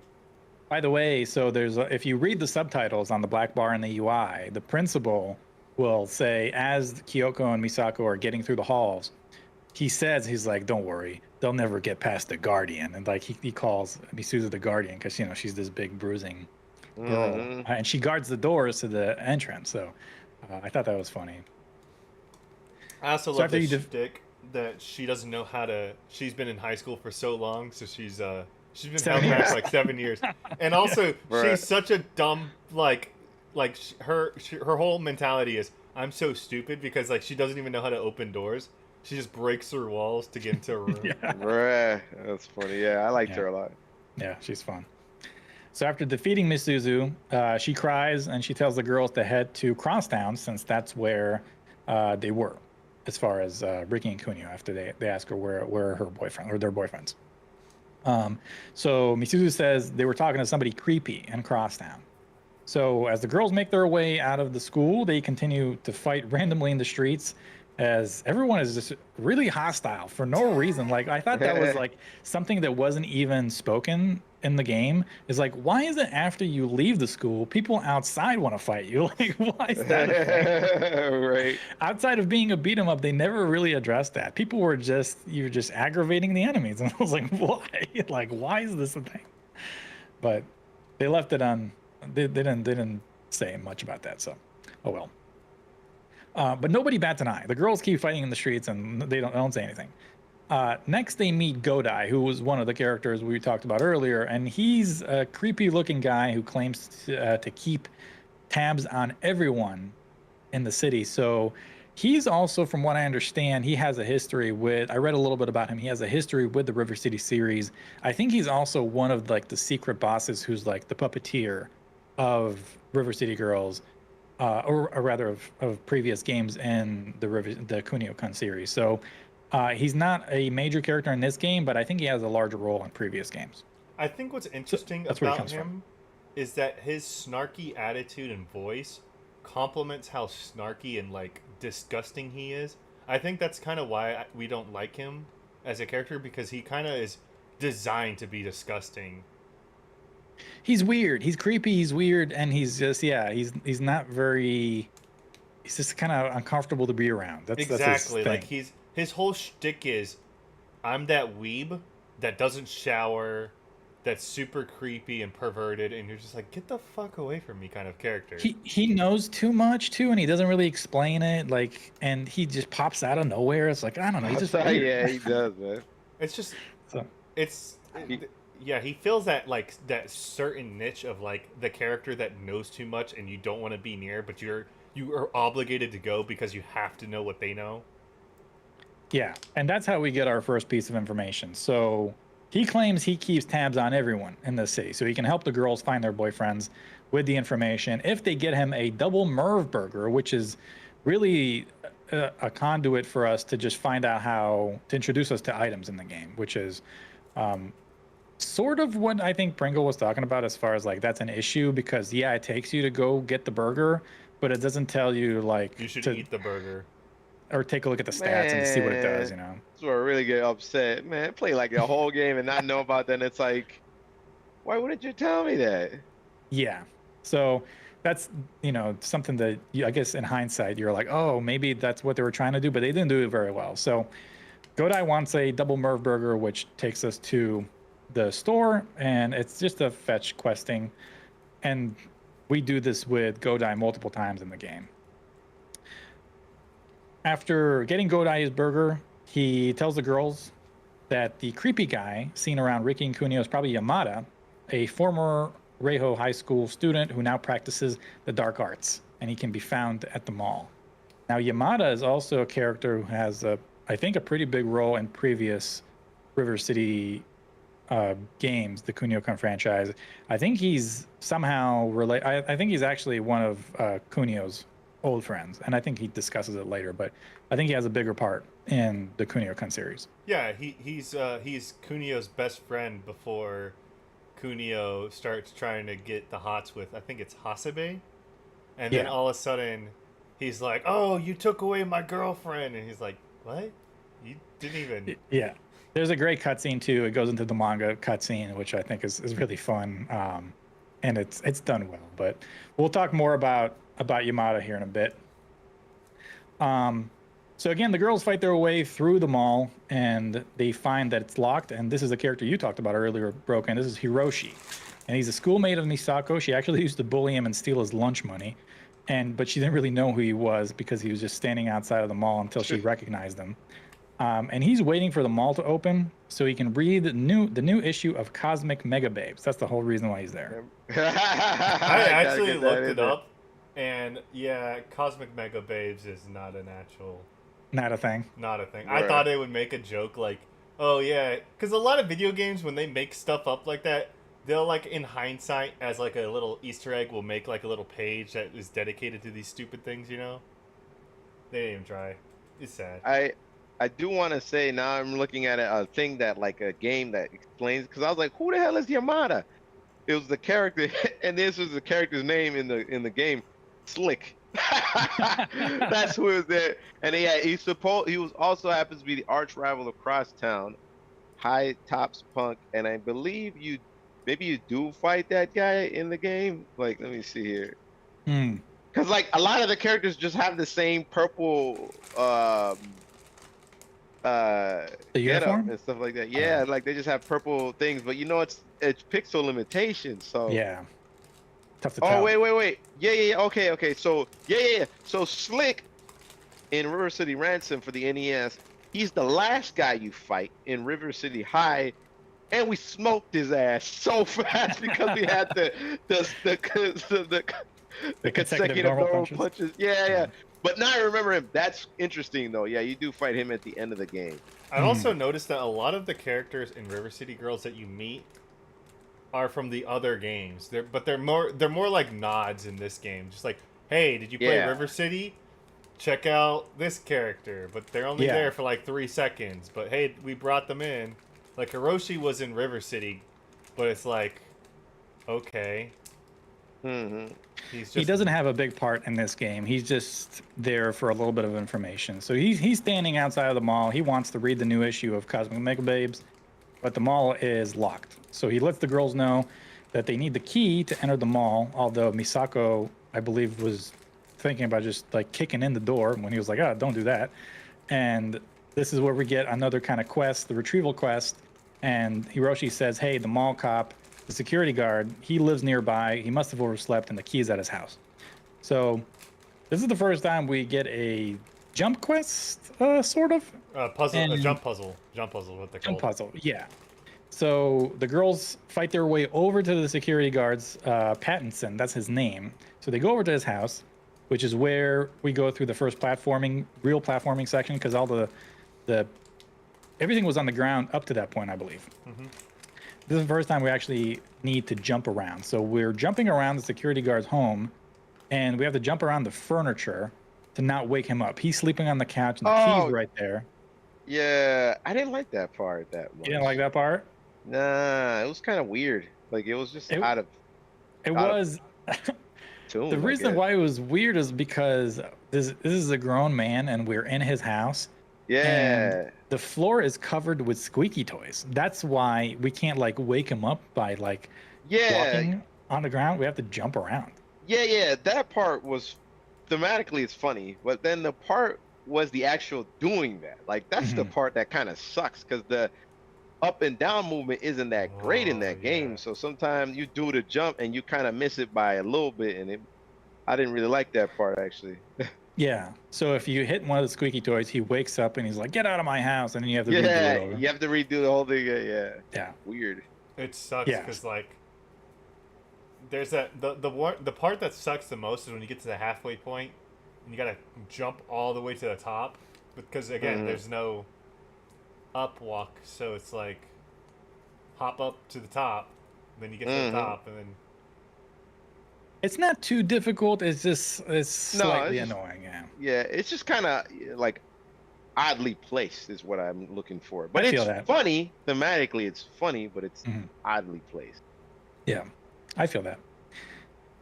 So after retrieving the key, the girls make their way over back to the mall, where Hiroshi mentions that Yamada hangs out around the construction site nearby, which leads us to the rooftop and the game's second boss battle. So this is Dark Arts Yamada.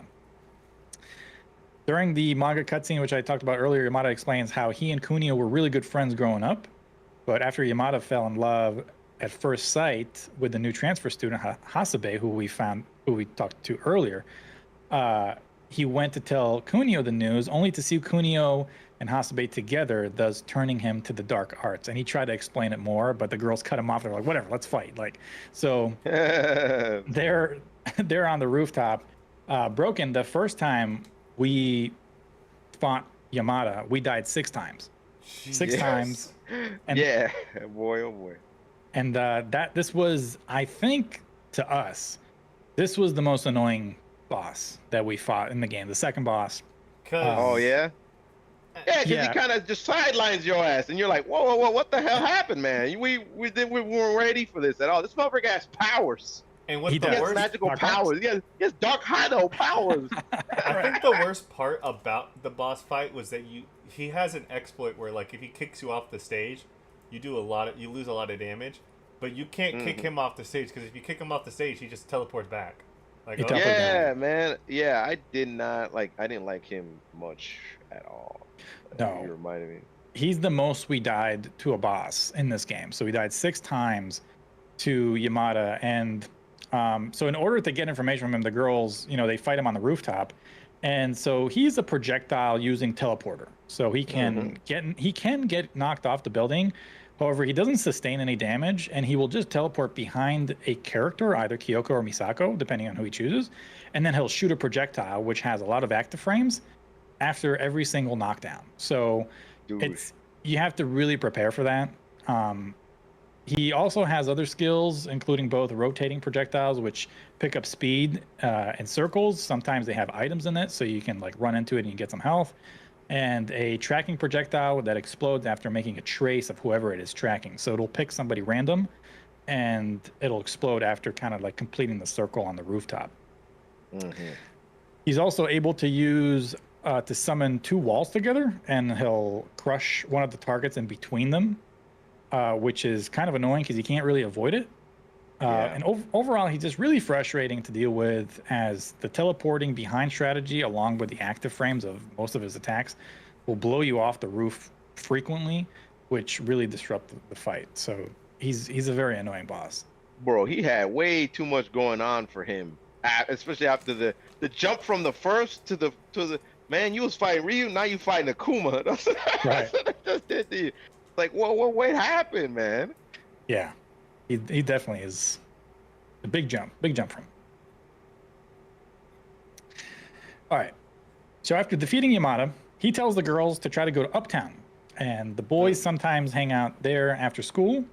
And while fighting their way through Uptown, the girls get the word that Hibari, the fashion designer, might be able to help them locating Riki and Kunio, as they showed the picture to, ironically enough, Hasabe and Mami. They show up again, and they're like, "Hey," that Freaking guy, roaches.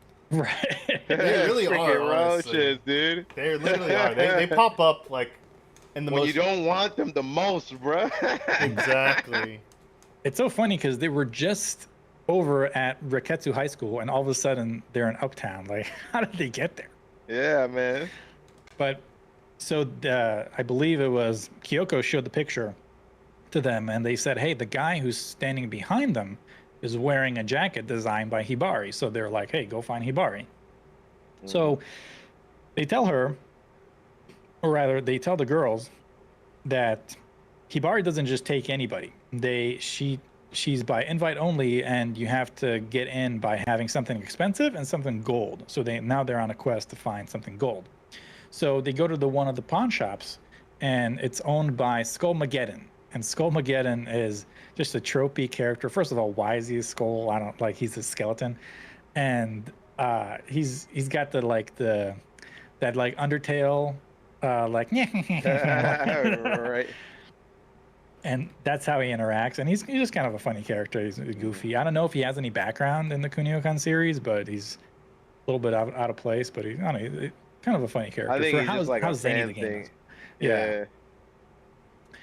So they tried to barter for a golden cat statue in his pawn shop. However, Skullmageddon asked for $1 million, and instead they buy a fake golden cat for $10, which sits right next to the actual gold cat. So they're like, Yeah. so they take the fake gold cat to Hibari, and takes us to the third boss battle, which is pretty fast from the second boss battle. So this is the Spider Fashionista Hibari. Yeah, your outfit is. She's like such hideous His outfits. outfits. So after meeting Hibari, you go to her little store, her design shop. The girls aren't able to get information from her initially, and does hot-headed Misako just insults her, so which incites the boss battle. Mhm. She is not a terrible boss battle, a little annoying, but not nearly as annoying as what we just experienced on the rooftop. So Hibari is a floating opponent who shoots multiple projectiles from the air, and the reason why she's a little annoying is because you can't completely focus on her the whole fight. She has minions on the ground, which will distract you. They die in 2 hits, but still, while she's either shooting multiple projectiles or that single needle that tracks a certain character, the minions will serve as a distraction that you'll get hit by Hibari while trying to just deal with the minions. So that's the really one annoying part about this boss, in my opinion. She shoots a single projectile, which locks onto a specific target. The whole objective of this fight is you have to make the target bounce back off the wall and hit Hibari. It'll take her away from the sky. She'll be on the ground, and that's where you can get some hits in to get some damage on Hibari. And you just have to repeat the cycle, and then obviously avoid the minions while she's down there. She sets up laser traps and exploding descending items, which can be kind of frustrating to deal with depending on if you don't time it correctly on where to avoid. And she's always in the air. Now you can interrupt her attacks while she's in the air by wall bouncing, but it doesn't knock her down. It just interrupts the attack. So she takes a little bit of damage while she's in the air. But overall, I didn't find she was a terrible boss. I just found that you really had to think. Now, Broken, you and I died to Hibari 4 times. Okay. So just a lot less than I thought it was. Yeah, not as many as the rooftop, but 4 times. This is the second most times we died to a boss. Any thoughts, Pringle? I didn't really like that boss either, man. And so the reoccurring theme I feel like with the bosses is that they just threw crap on the wall and they were like, "Why? If it sticks, it's good." And that's what I felt like with this one specifically too, because it's, for one thing, you can, to my understanding, you only really are in a 2D plane really this time. Yeah. Like you really are only moving left and right, which is kind of nice. Yeah. So it takes away some of the aspect of you can move up and down and stuff like that. And I think it was just kind of gimmicky. Like it felt really gimmicky for when I played it, because she's just kind of annoying with certain things. Like you can't hit her all the time. So you have to wait till she comes down, then you can hit her. So I think that's like one of the reoccurring themes I feel like with a lot of the bosses in the game. They were just kind of gimmicky. It's like, and maybe that's why I like the first one so much. Maybe straightforward. Yeah, I like that. But I'm not opposed to the gimmicky nature. It's just some of it is like, it's not that great in like a beat 'em up type of game. Mm-hmm. It's just kind of hard to deal with. I think I liked Hibari more as a character because she was funny to me. Like she just insults you, and she's like, Yeah. As a character, yeah. I like that. Yeah, I did like that. More than I like the fighting her. characters were good. Yeah. I will say that River City Girls knocks it out of the park when it comes to characters, because each character is their own character, and you feel like you can feel who they are. You don't like it's Mm-hmm. not just generic boss 1, generic boss 2. It's like, you know, they actually have a Yeah. personality. Hey, I would say they definitely like. As much as I'm not a fan of the gimmicks, they all are very different from one another. Like very different, and that's what they Yeah. definitely reached with what they were doing. Mhm. Yeah. So she's the third boss. So after dealing with her, she mentions to the girl how people that are kidnapped usually end up in the downtown slums. And she opens a passage for the girls to the slums, and the slums are where standard enemies get tougher, in my opinion, compared to what you've been fighting up to that point, which is mostly just school kids. You've been fighting just like these punks on in the school in the just random streets, and then school kids. Here, once you get to the slums, the enemies change a little bit, and you start seeing Jaguar Mask wrestlers and these Arnold Schwarzenegger bruisers, and especially the whip wielding women, which have actual range now. So Oh yeah, I remember those.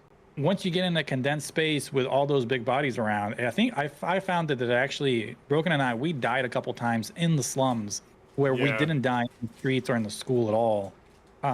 But once we got kind of we got in like a closed space, and then they locked us in an area battle like it does.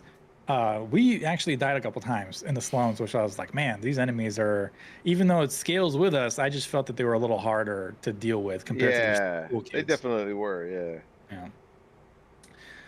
So while fighting in the slums for a bit, the girls meet Godai again, who pops out of a garbage dumpster. And Hey, Grinch or Oscar, my bad, not Grinch. right, Oscar. Yeah, this And character he- is just a Godai is such a trash troll.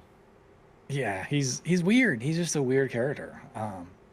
And why is he in the slums? I don't know. But anyway, this is a side quest. I don't believe you really have to do this, but you just do it for money. He tells them to destroy 4 fancy cars in the slums because it's making those less fortunate feel bad about seeing fancy cars in their rundown streets. So this is what we do. I do like the fact that the final car you blow up, the people are left in the car and they're just like, They're what the in heck happened? Yeah, they just have a deadpan look once you destroy the car. They're Yeah. like, it's pretty funny. But yeah, you just do that for a little bit of money. And then after following the location of the fancy cars, the girls find themselves in the subway terminal.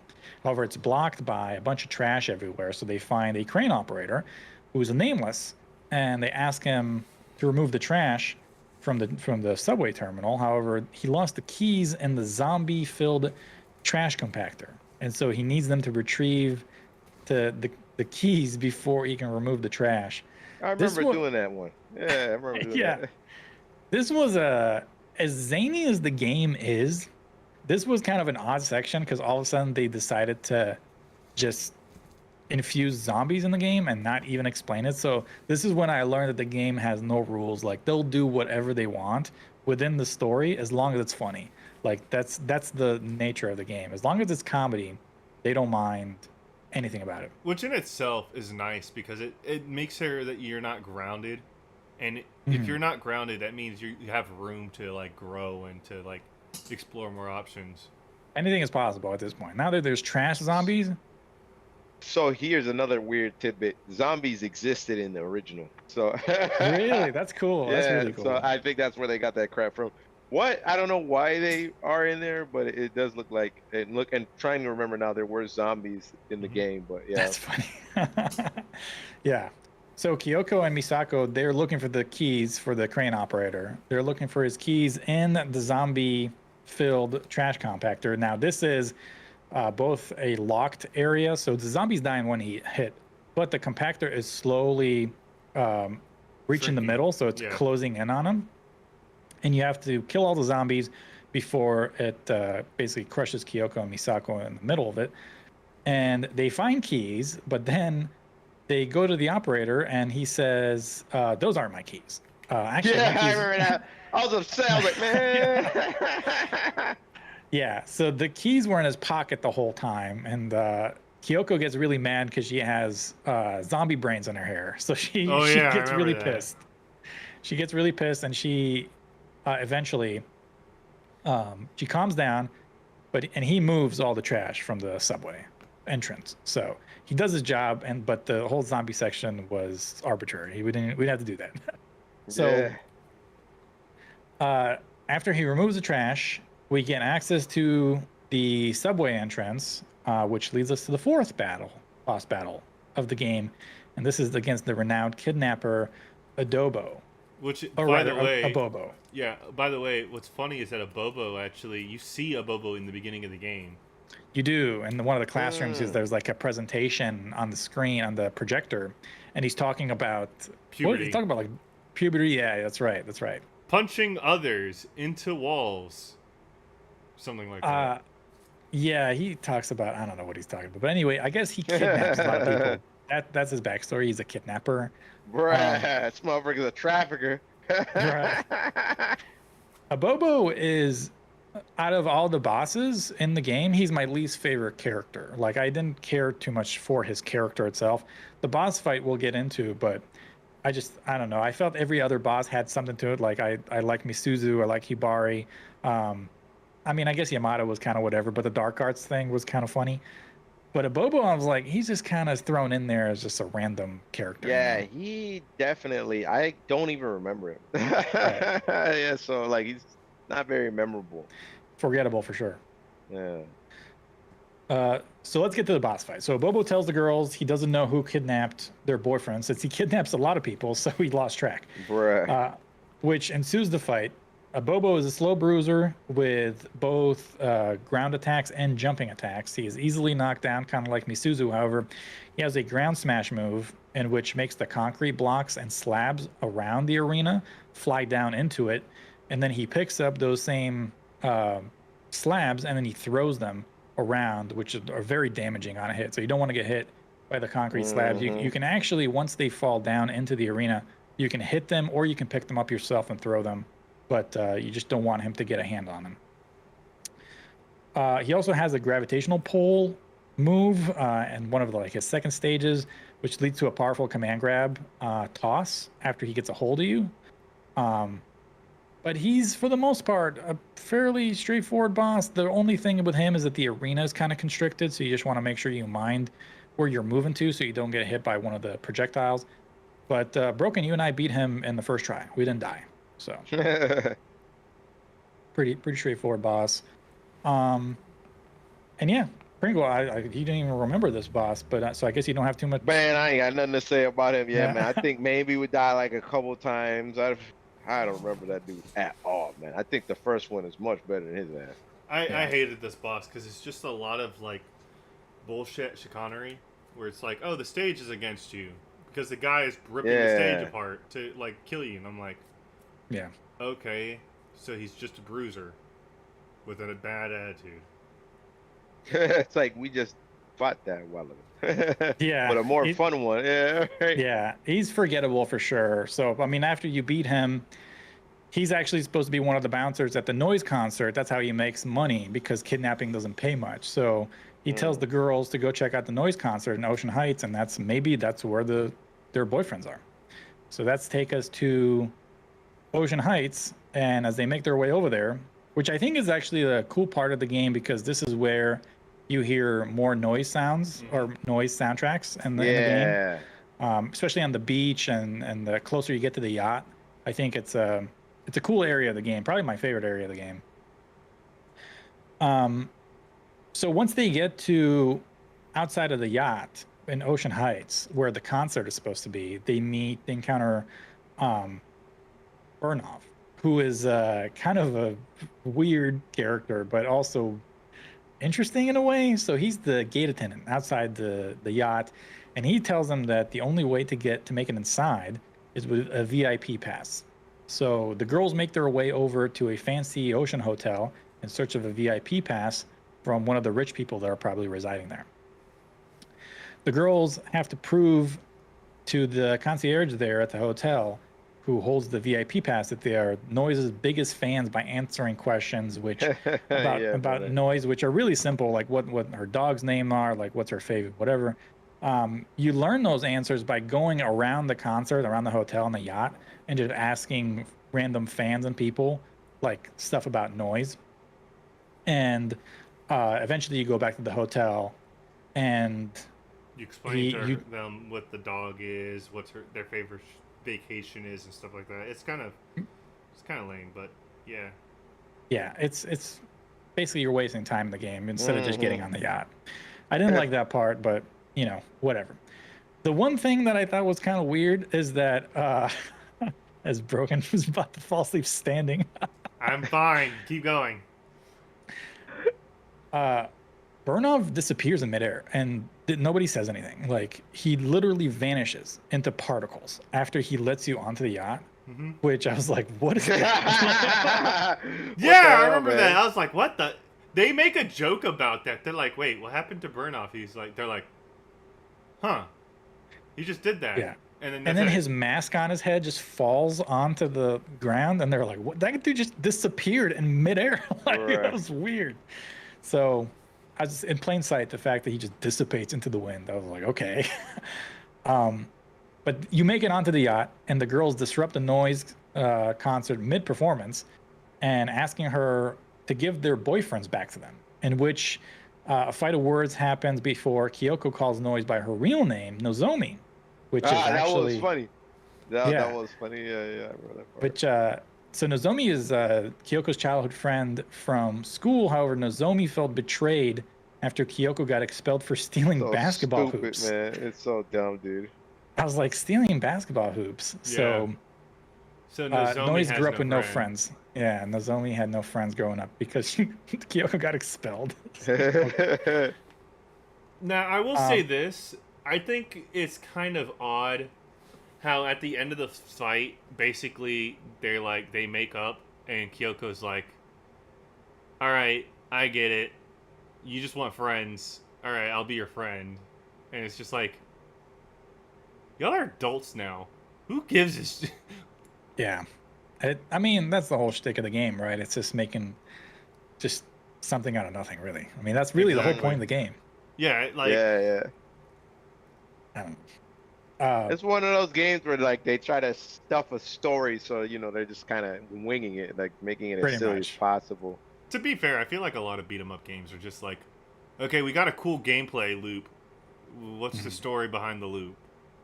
Yeah. At least this one makes it funny throughout the way. Like I've laughed a lot Mhm. in this game. So, Mm-hmm. so Noise is the fifth boss battle that ensues, and she's basically just a rock star. So you fight her on stage. Broken, you and I did not die against Noise. We beat her in one try. I thought- Impressive. I thought Noise was fun. Apparently, I'm the only one because apparently everyone else I didn't hated mind Noise. I didn't mind Noise, to be honest. But Pringle, you'll talk about her as far as she's a bit more frustrating, I will admit. And I just wrote down here, the reason why she's frustrating to fight is because she doesn't leave too much room for error. You fight her on a static stage, you're basically on stage, and then she throws a lot at you. But you can counter that by timing. And sometimes it's a little bit random, but I felt once we got the timing with the Guitar Hero part, where she uses her guitar to throw chords at you while you're on stage, and you just have to jump around the Guitar Hero phase and not get hit by the notes. If you got past that, I felt that the other parts of fighting Noise on stage physically wasn't too bad. But Pringle, you said this is your least favorite boss in the game, right? Freaking hated this character, man. That boss was a pain in the ass, dude. It took us a while to beat it. It's a big part of it is that part with the thing because, and I think it might have been when we were playing it on Steam, but we would have slowdowns. So I was having actual slowdowns in the part where it's like, oh, you're supposed to Guitar jump, Hero? yeah, the guitar part. But then there's also parts where it's like there is no way you're supposed to avoid all of that. Yeah, there is no way. So the game literally forces just like you to take damage. it's just BS. Yeah, man, it's BS. And then like fighting with Noise when she's on the floor is just kind of annoying because you have to run to her, and if you don't make it in time, she teleports to the other end or something like that. She was dashes, just, yeah. yeah, I just did not like. It just felt like poorly designed. Honestly, the fact that you like I will say this, anytime there is a situation in any boss battle where you cannot avoid that, I don't agree with that design. I feel like you should be able to duck everything. And I don't know. agree. I know speedrunners may have figured it out because they always do, right? But from the general audience, when I was playing it, dude, I felt like I could not duck that Guitar Hero part. And I Mhm. would do the tapping, like the light tap to make the character not jump as high. I would try all kinds of stuff, but it was just like, it just felt like it was punishing just to be there. And I didn't like that. Yeah. I felt that because of the fact that you, at least Broken and I, we didn't take a lot of damage while actually fighting Noise while she comes down on stage. Hmm. Most of the damage that we sustained was through the Guitar Hero part, so it seemed like that was the only time Yeah, where I'm the boss could saying. really hurt you. That's because like that part where she's on the ground, it's like, oh, okay, I know that kind of pattern. I've seen that type of stuff in video games before. But that Guitar Hero stuff was like, I did not like that. That they just like shoehorned something in thinking it would be fun. Like that was Mhm. not fun at all right there. I hated that part. Yeah. That part soured the whole game for me. I was like, bro, what is this game, man? So you told us about Noise before we fought her, so we were like prepping, like Yeah, we Broken and were, I when like, we got there. excited. Yeah, yeah.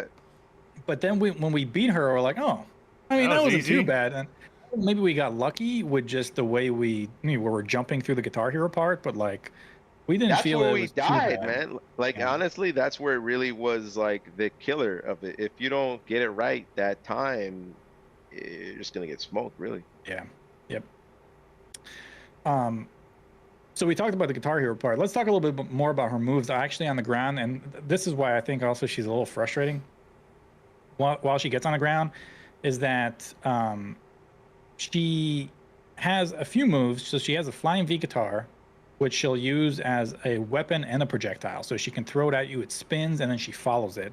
Mhm. And while you're chasing her around the stage, because she's basically zigzagging all over the place, Hmm. what's really bothersome again is the minions, which they're just crazed fans that run onto the stage. And they're really annoying to deal with because as you're trying to fight Noise herself, the minions just keep getting in your way, kind of like the Oh Hibari my battle. god, yeah, that was But so also, you annoying have to too, deal yeah. with deal with Noise's bandmates too, because Noise's Yeah. bandmates will help Noise out. Yeah. So you basically have to avoid physical music like on the stage, which Mhm. is kind of annoying. And as it progresses, basically there are more crazed fans that run on the stage, and it's I think the first half of the game of the fight is not too bad, but the latter half, because the final Guitar Hero part, and this is what you alluded to, Pringle, the final Guitar Hero part, which is basically Dude, avoidance that's the and part where jumping. it's like crackhead speed, right? Mm-hmm. Well, you literally Dude. can't avoid. You're gonna get hit. Yo, Like that's you when we can't got avoid it. clapped. Yeah. Right towards the end, every time, yo, we could clap right there towards the end, man. I hated Yeah. that so much, dude. Yeah. So it is cheap, and yeah, I agree with you. I don't think she's well designed, but I think if you got like a good co-op thing going, one of you should survive to kind of give her the final hit, and that's. I I think that's I what would happened.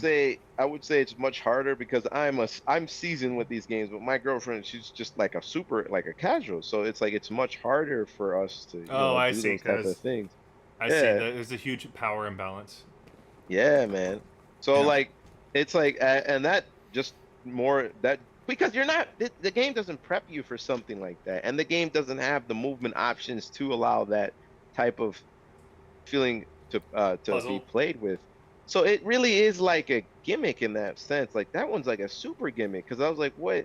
Like there is no what we didn't prep up no Guitar Hero. Where the hell did this come Right. from, fam? Like this was so out of the ether.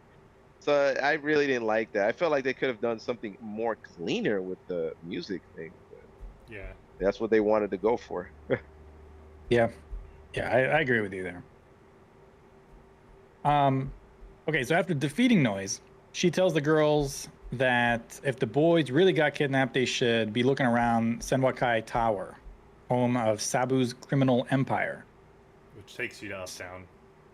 Yeah, it takes you to Uptown, and the reason why Noise knows Sabu is because he paid for her first album. That's their connection. Now, on the way to the tower, the girls again meet Hasabe and Mami, which are just hanging out outside the tower Of randomly. course, freaking roaches. This time with the two being much more antagonistic to the girls, telling the girls that they are delusional about being Ricky and Kunio's girlfriends, and this is important later, and that Hasabe and Mami are actually the true girlfriends. Mm-hmm. So this gets the girls angry at Hasabe and Mami, but they forget it. They're like, whatever, let's continue, and they climb up the tower, and the tower actually has like a lot of Yakuza, and again, like the women with the whips, and like the enemies are actually much harder to deal with. You also Despite the forget power that scale. Godai actually gives you another. He gives you 2 more missions. So Godai, Yeah, that's before right. you get to Uptown, when you get to Uptown, Godai tells you, "Hey, there's a golden statue. Break it because it's causing people to like feel terrible." I think you're mixing two different that we talked about already. The feeling No. terrible thing was the cars. Yeah, but he also asks you to break a golden tower, or like golden statues, because he's like, these are symbols of wealth, and we gotta break. Oh yeah, that's right. Yeah, because he did That's the cars earlier. Yeah. yeah. So So you- that's not a mission that you really have to do. At least I don't think. That's like a side quest. Yeah, and then after you complete that one, right before you get here, he pops up right at that trash can. He's like, "Hey, there's some Yakuza that are like snitches, and as you know, snitches get stitches." Right. And so, He like, said that? yeah, he says that. And so, like, what happens is while you're going up the Yeah. tower, you have to find these like red Yakuza, Mhm. and if you beat up the red Yakuza, then like you beat up the snitches. Yeah. He also, I guess we didn't discuss it earlier, but he also, I believe, had one other mission where it was like, what was he called? Like One Punch Tommy or something like that? Oh where- yeah, I hated In the One Punch. bathroom? Yeah, he's in the tower called One Fanfic of a Punch. game, bro. Freaking fanfic of a game. Dude, Yeah. One Punch Tommy. When you get to him in the Senwa Tower, he's in a bathroom, and you're like, "What is this?" And all of a sudden, he just demolishes you. You're just like, Yeah. "What? I'm dead." Bruh. But if you beat him, you get money. So, Exactly. but yeah. So this is getting close to the end of the game. So after the girls deal with Hasabe and Mami, they climb up the tower, where they need to get to the penthouse. The penthouse is where Sabu is, but there's a Yakuza guard who stops them at the door, telling them that the door is near impenetrable. And he's just kind of joking, and he would said it would take at least 4 explosive to get the door to open. Now, throughout the tower, there are 4 explosives that the girls actually pass through. So we have to go down the tower, collect the 4 explosives, come back, and plant them around the door. And after you get the explosive charges, you plant them, they blow up the door and the Yakuza guard with it. Uh-huh. And we finally get to the penultimate boss here, which is Sabuko. She is the daughter of the, I guess, head Yakuza, head criminal boss of Sabu. And she is the 6th and penultimate boss if you don't, I guess, 6th and final boss if you don't do the extra battle. But she is the 6th boss. And She's the hardest boss in the game. mm, I would Yeah. say she's the hardest boss in the game. Not even the secret boss is harder than her. no, they're not hard. She's definitely more intricate of a boss compared to everything we fought up to this Oh, point. I'm sorry, guys. I'll be right back. But Sure you thing. could just keep going on. I don't know anything about this part. I'll be right Oh, back. that's right, you never did yeah, play you it. didn't, you didn't Yeah, play it. you're good. So, Yeah, I'll be right it's back. just me and Mac at this point now. Right. So the girls have a quick chat with Sabuku, right? They're expecting Sabu, but this is his daughter. Mhm. And she tells the girls, first of all, she's there because I guess Sabu's in jail, so she's taking over the empire for now. And they ask her, where are the boyfriends? And she's like, what are you talking about? And she's like, you just beat up all of my Yakuza and you climbed up my tower and I don't even know what you're talking about. So they don't talk for long. And then she tells them they're going to pay for storming the tower. And that's where the boss fights. Yep. So Sabuko, she's a sword-wielding elemental multi-phase boss. definitely like the most intricate boss we've had up to most phases, right? So she has a hit interrupt counter after taking damage. So that means you can't like force trying just to gang up on her Yeah, because she exactly. will parry you and then knock you down every single time. So you have to be very calculating with your attacks. She uses duplication reflection technique, which basically she copies herself throughout the map, I believe 9 times, and you have to guess which one is the real Sabaku before the clones attack with a power slash, with a sword slash rather. There's So- like a sign. I forget what the sign. Oh yeah, the sign is that like she's the only serious one, while the others are like kind of like They're translucent almost, like they're silhouettes. Yeah, and they're and you have to laughing at find you. out which one. Yeah, you have to find out which one. And she spawns randomly. So sometimes she's in the corner, sometimes she's in the middle. So you have to hit her before you get slashed. yeah.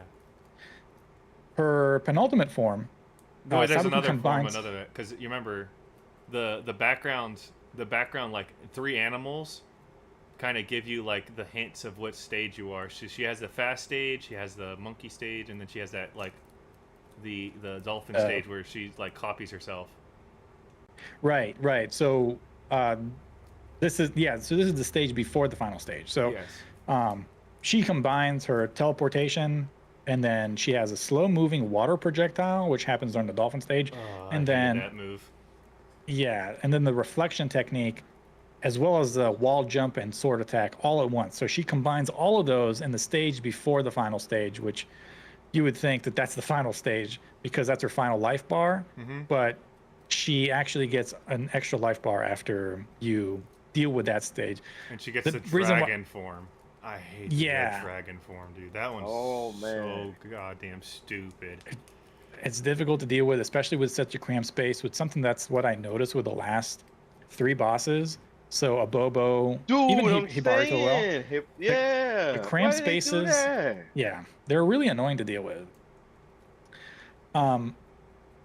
So after you get through the 3 initial life bars, Sabaku, she awakens the forest life.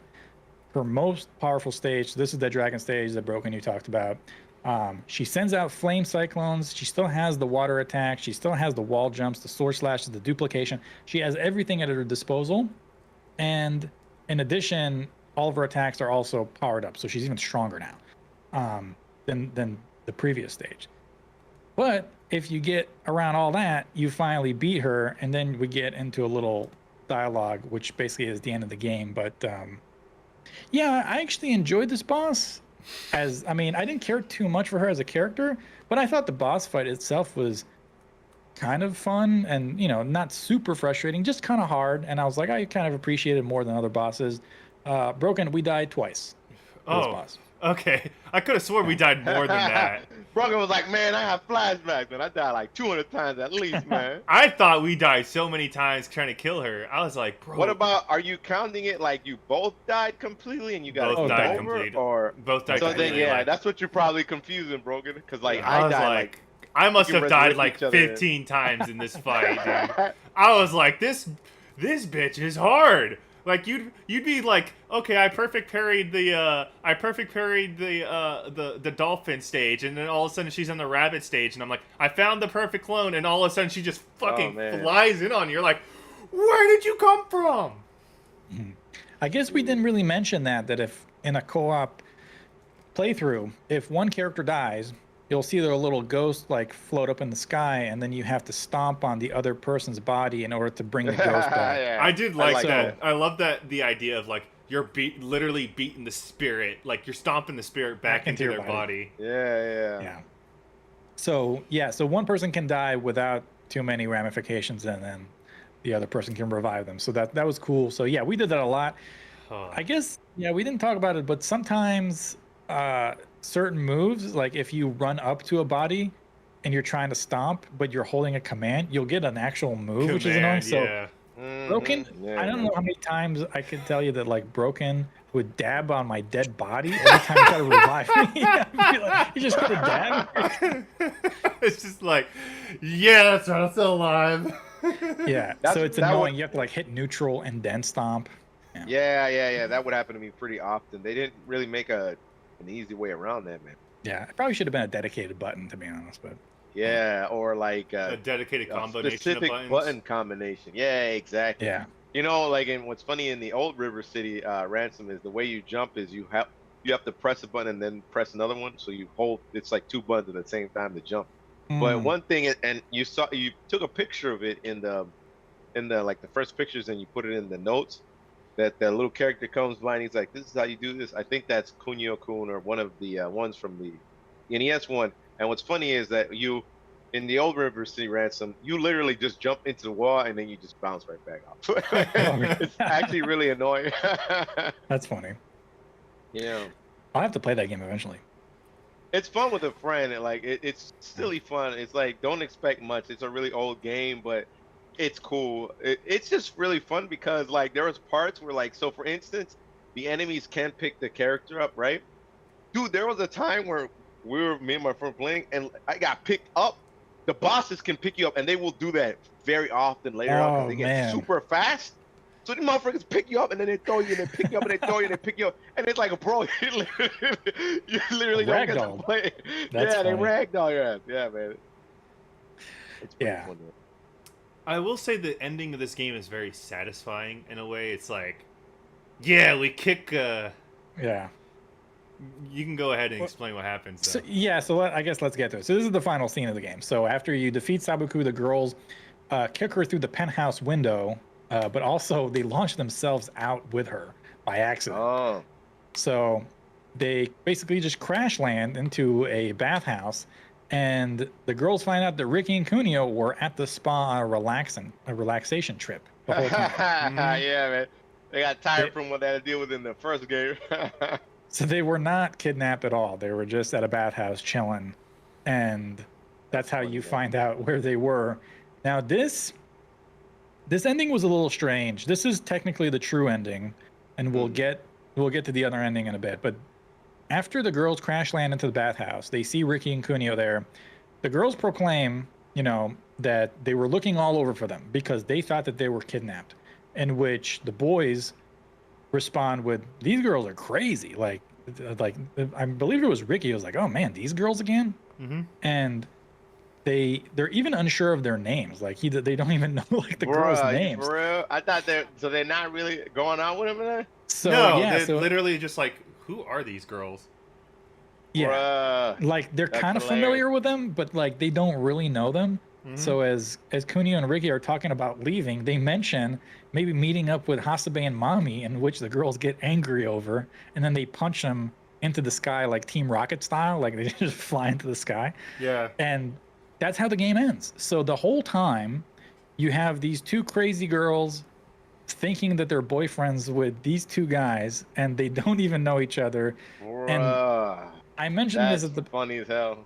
at the beginning of the game. I meant you kind of get a hint of this. So two things. One, Kyoko and Misako are from an offshoot of the Kunio-kun series, right? They Mhm. were like in one game that wasn't even translated in the West. So they're very like side characters. They're not very important in the series, from what I understand. Hmm. Two is the fact that Hasabe and Mami were the main girlfriends the whole time in the old franchise. So I don't know why they're evil in this game, but like I guess they're the true Yeah, like, the true love. girlfriends. So And they kind of the game kind of hints very like they don't like ham fist it to you, but they kind of give you like little hints. Like in the second boss fight, Misako and Kyoko are like, that's not how you find love. Love is not like you That's see true. somebody and they don't see you. And then it like Hasabe and Mami are like, what do you mean? We see Kunio and Ricky like every day. yeah, that's true. So you do get hints throughout the game. So that I just thought that the ending was like, man, like that whole point. The other part that I mentioned earlier, You was one of playing the villains in a way. just these two crazy girls. The other part that the fan theory, right? So people were saying because of this ending, people were thinking, I was like, oh, maybe they're still in detention and Misako is just dreaming this whole thing. Like maybe this is just a Right. dream sequence. But that wasn't proven or anything. So We haven't played the second game, so we don't really know. we don't know yet. We don't know yet. That's true. And now we get to the secret ending. So, Broken, you were really adamant that you really wanted to fight Hasabe and Mami. You're like, we're not letting them off the hook. Yeah, So- the moment like I met We these getting girls, calls. the moment we met these girls, I was like, these bitches are going down. You basic. You're right. Like the moment they were talking to us, I was like, I'm beating the shit out of you girls. Right. So, in order to fight Hasabe and Mami, you have to equip 2 different earrings Mhm. on, and then you have to, well, in order to get the earrings, you have to smash all the 25 stone statues that are around the game. And- Those were what those for. I didn't know. Yeah. So after you smash all the statues, you get the earrings, you put the earrings on, and you head to Sabuku's tower. And instead of Sabuku being there, it's Hasabe and Mami in the tower, and that's where you get the secret boss battle. hmm So that's the secret and 7th boss battle into a new ending, which is basically just a final showdown between Hasabe and Mami and Misako and Kyoko. Mm-hmm. I actually really enjoyed fighting Hasabe and Mami because they share the same moves as Misako and Kyoko. So Mami is Kyoko and Hasabe is Misako. So Yeah. you get to see your own moves fight against you. So like I got hit a lot by Hasabe using the Rekka punches that Misako uses. What's her name? Mami has the Kyoko twirl, like she does the little twirl thing. Yeah. So I thought that was really cool. It's kind of like a mirror battle, and they fight both independently and together. So you can fight. So basically, Broken would distract Mami, and I would distract Hasabe. We fight them until a life bar gets to.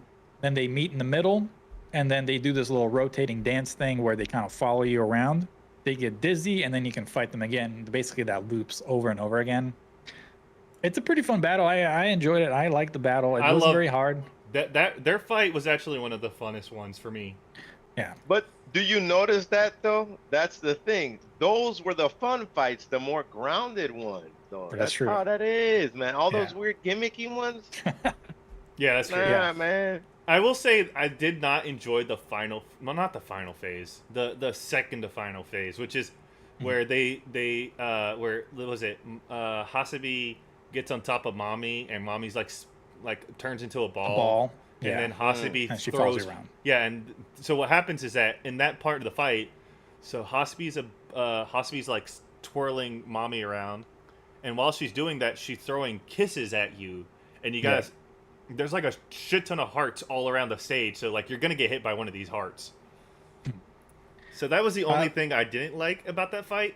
I did think that the final phase was interesting. If you want to talk about it, what happens is that once you beat all 3 life bars of Hasabe and Mami, like Sabuko, a secret 4th life bar happens where basically Mami's like you literally beat Mami's spirit out of her body, and Hasabe like cries and gets like super Hulk style. Like she Right. literally She goes, you know what she does? She goes Super Saiyan the same way that Trunks goes Super Saiyan when Gohan dies. Yes, swear to God. literally. I'm She gonna literally rip this gets dude in super, half. she literally almost gets felt like a super angry. reference. Yeah, she gets super Probably angry. was, man. It always is. Yeah, she gets super angry and like is on fire. Let me see if I can find this thing right quick. Yeah. Yeah, she She gets yells super out, angry. she yells at out, fire. "Mommy!" and then she turns into like a Super Saiyan. It's actually kind of sick. It is kind of sick. And so what happens is that in order to defeat her, like the final stage, you have to beat up the ghost of Mami, while like Hasabe is just like chasing you down, and it's like Yeah. unstoppable to kill. She doesn't take a lot of damage, and in order for her to take damage, you basically just have to continuously poke at the ghost, and the ghost will drop projectiles on you, and you. So what our strategy when we fought her, by the way, we only died twice to the secret boss. Our strategy was one person chase around Mami's ghost and knock her around the room, and the other person try to put Hasabe in hit stun and just continue attacking her so she doesn't move much, and that worked out until we finally knocked Mami's ghost around the room, and then we managed to beat Hasabe. And Yeah, what man, I think was, that's definitely Super Saiyan 2 Gohan right there, Yeah. boy. and I think the problem was is that like we didn't know what was going on because we were like, oh, so we just beat up Hasebe now because she's like the only person alive. Meanwhile, Right. she's not taking any damage, and I think what happened was I accidentally hit Mommy, and I noticed the health bar go down. I was like, oh, so the strategy is to actually beat up Mommy and just like keep Hasebe at bay. Yep. That's why I feel like that fight would be impossible to play by yourself. I think this was like a very duo-centered fight because again, Yeah. they're designed to be mirrors of both characters, so it feels like this is a mirror fight that needs both characters on there. So that's why I feel like Yeah. I wonder you probably can't do it by yourself. I don't know. I guess, I just saw somebody beating it by themselves. Oh, in really? hard of Okay. mode. course there's Yeah. always somebody that has to prove There's a always point. somebody. Yeah. that's funny. Probably wasn't as fun though. I assume. No, unless that I don't person think liked so. That, but No. And yeah, I mean, we're getting near the end here, and we'll talk about why that's probably not as fun. But so the game ends the same way. So after you beat the secret boss, the game ends with Kyoko and Misako kicking Hasebe and Mami through the penthouse window. And then Right. again, they fall again down to the bathhouse, and you get that same cutscene, but now with different dialogue. So this ending is where the boys actually know who Kyoko and Misako are, and they were like, why did they think we were kidnapped? We're like, oh, whatever, it doesn't matter. You guys want to go get a Merv burger, and then that's how the game ends. Like, they just go get a Merv burger, and that's the secret ending of the game. But I just thought that the secret ending, what we thought was going to be the true ending, was the secret ending, but the true ending is actually the ending that we got earlier. So I don't know what to believe anymore. But what Hasebe said at the end of that boss battle is she said, why would they even know you? You guys were in one game that wasn't even translated in the West. So they broke the fourth wall. Yeah, they literally So broke the funny. fourth wall and like, y'all are just spin-off bitches. Right. Bruh. So that's the game. That's River Sea Girls, front to back. And It's time to give our verdicts. yeah, I wrote some pros and cons here real quick, and then we can get to our final scores. So here are some pros, and obviously if you guys have any, please interject. These are some of my pros. So the gameplay I thought was pretty satisfying. The getting new moves from the dojo after getting a good lump sum of money after defeating a boss or doing a Godai mission or something. That was the reward loop itself. Like, that was the whole point. I know the leveling up system is arbitrary, but like, really it's the money that you want to unlock more moves to do more cool shit. Yep.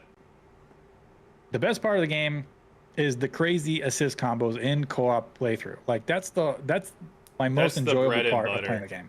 That is literally the bread and butter. So it's just I'll do like a volleyball like serve, and then you come in and you just like spike them down, and then like, or my favorite part was I'll beat them up in a grab, and then on my last move I'll throw them, and then when I throw them at you, you kind of come in with like a spinning kick and like bring them down, or you'll do like a Do punch. that hop knee. Yeah, you'll do a hop knee on them.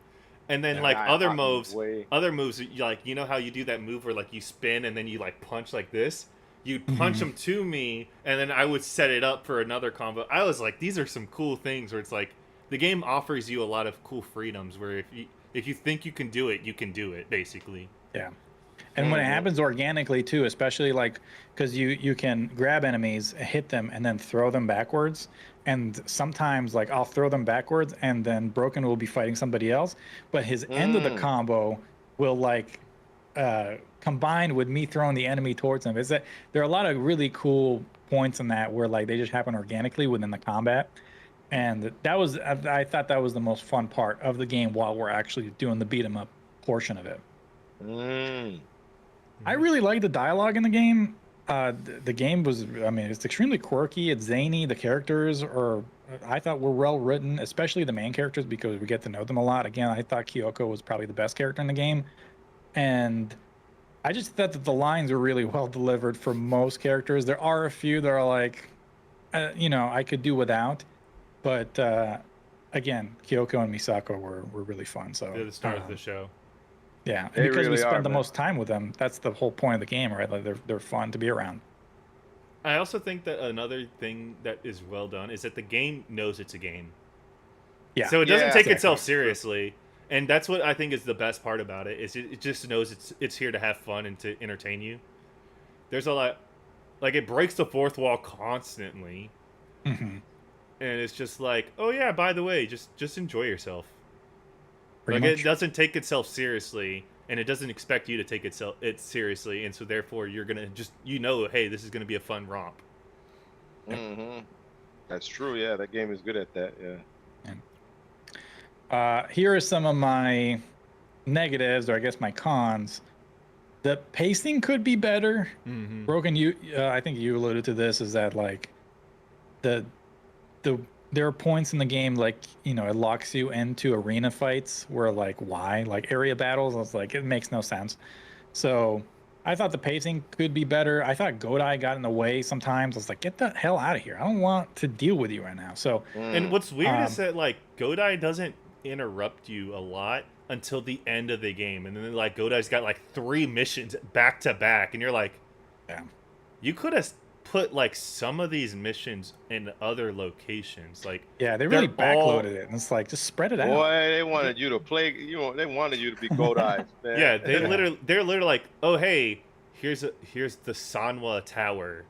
There's 3 side quests in the Sanwa Tower, and you're like, you Mhm. don't get to that tower until the end of the game. Why are all 3 like right here? Yeah. That So makes sense. Yeah. I mean, I know the game's a beat 'em up, but there were moments that just felt unnecessary. They try to treat it. It's a beat 'em up, but it definitely tries to treat itself like an RPG, man, in certain Yeah. aspects. And so when it does that, it's like, oh, you got to go the whole way, man, because you half-assing me and it's messing me over here. Oh yeah. The bugs. So, Broken, you and I noticed a couple of bugs in the game. One was, for example, when one person would leave an area map, sometimes the other person who was lagging behind couldn't hit the door icon thing. So you had to wait for the 10-second runoff because the thing was bugged out. So you basically just have to wait. So you have to avoid enemies because they're still around. So you have to Yeah. like not get hit and shit. Yeah. That was a little I annoying. think I know what you're talking about. Yeah. The other thing that actually really broke the game for us, and I think Oh we broke the game. yeah, we broke the game because of this. Oh my god, I hated it. So we try to fight Mami and Hasabe, and because in order to get to the map, you have to put the earrings on. Yes. Mm. But we wanted the power up, so we put other items on. And After we got took to the earrings boss off. fight, yeah. And then we beat the Oh, first really? stage, Mhm. and then Mami's ghost came out of her body, and she just Stayed there, looped. and She so just all- looped around. Oh no. And so and it froze the Hasabe's game. just angry, just like, Mommy! And then Yeah. you're just screaming, and you're just like, It's like Okay. if Team Gohan never got to hit Super Saiyan 2, man. Right. It just stopped right there. that's really what happened. We're like, what happened? And then we realized, oh, we probably need to fight them. I mean, they're balanced With the in a way. earrings. They're balanced in a way where you don't need your power-ups, you know? No, we didn't know that the first time around. We were like, oh, we were just trying to put our buffs back on. But yeah, so that breaks the game. I don't know if it still does if they patched it, but yeah, that was annoying because we had to do it all over again.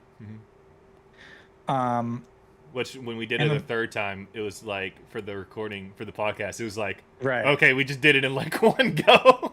Yep. It was easy after we did it. The last con I have here is, again, I mentioned it earlier, but horizontal traversing feels great. However, the vertical traversing is just suboptimal. It's just not.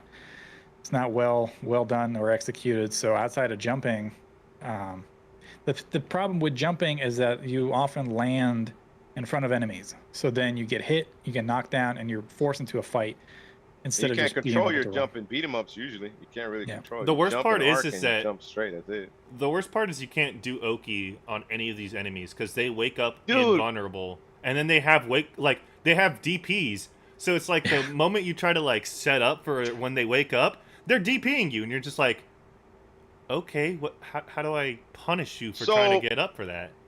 That's one thing I actually kind of, and I'm glad you reminded me. That's one thing I really didn't like because the only way you can hit them is if you stomp them. And sometimes the hit detection really gets in the way of that because you would be not aligned with the body, so you wouldn't be able to stomp it. I had that problem when it came to resurrecting as well.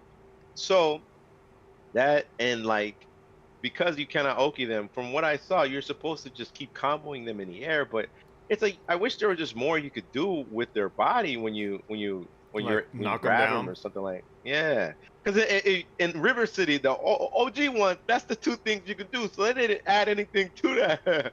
I You think can stomp him kind of and throw him. That's it. another con that I would have added is there's no direct way for dizzying, so you can grab your opponent.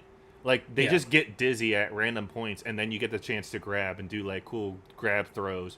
But I think like if you could set up certain combos instantly dizzy, or like you do something. Like I know the cops when they throw the gas, if the gas hits the opponent, then they're dizzy. But like Mhm. you have to be lucky and hope a police officer wants to be your ally to Yeah, get it's that. funny So that it's you like, mentioned that.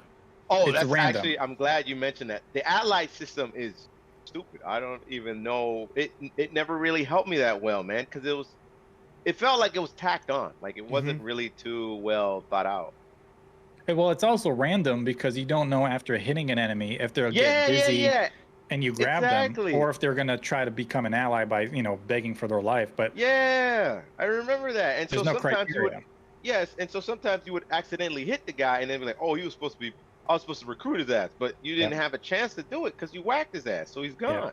yeah, I do like. I from what I've heard about the second game, recruits you pay to recruit them, and then they're like your permanent recruit. Like you can just change out recruits anytime. I think that's a better system. Yeah, because it feels so tacked on, and they just come in, they hit something you can't really control them too well. So they just come in, bop, and then bounce, and that's it. And you That- get them for like 2 uses. So it's like, There are some recruits that I actually really like. So it's actually the first girl in the school. She's got red hair. She's wearing a green uniform. She's It got a reminds me- nasty kick. Like she's Oh, got yeah. a nasty kick. she I really also- reminds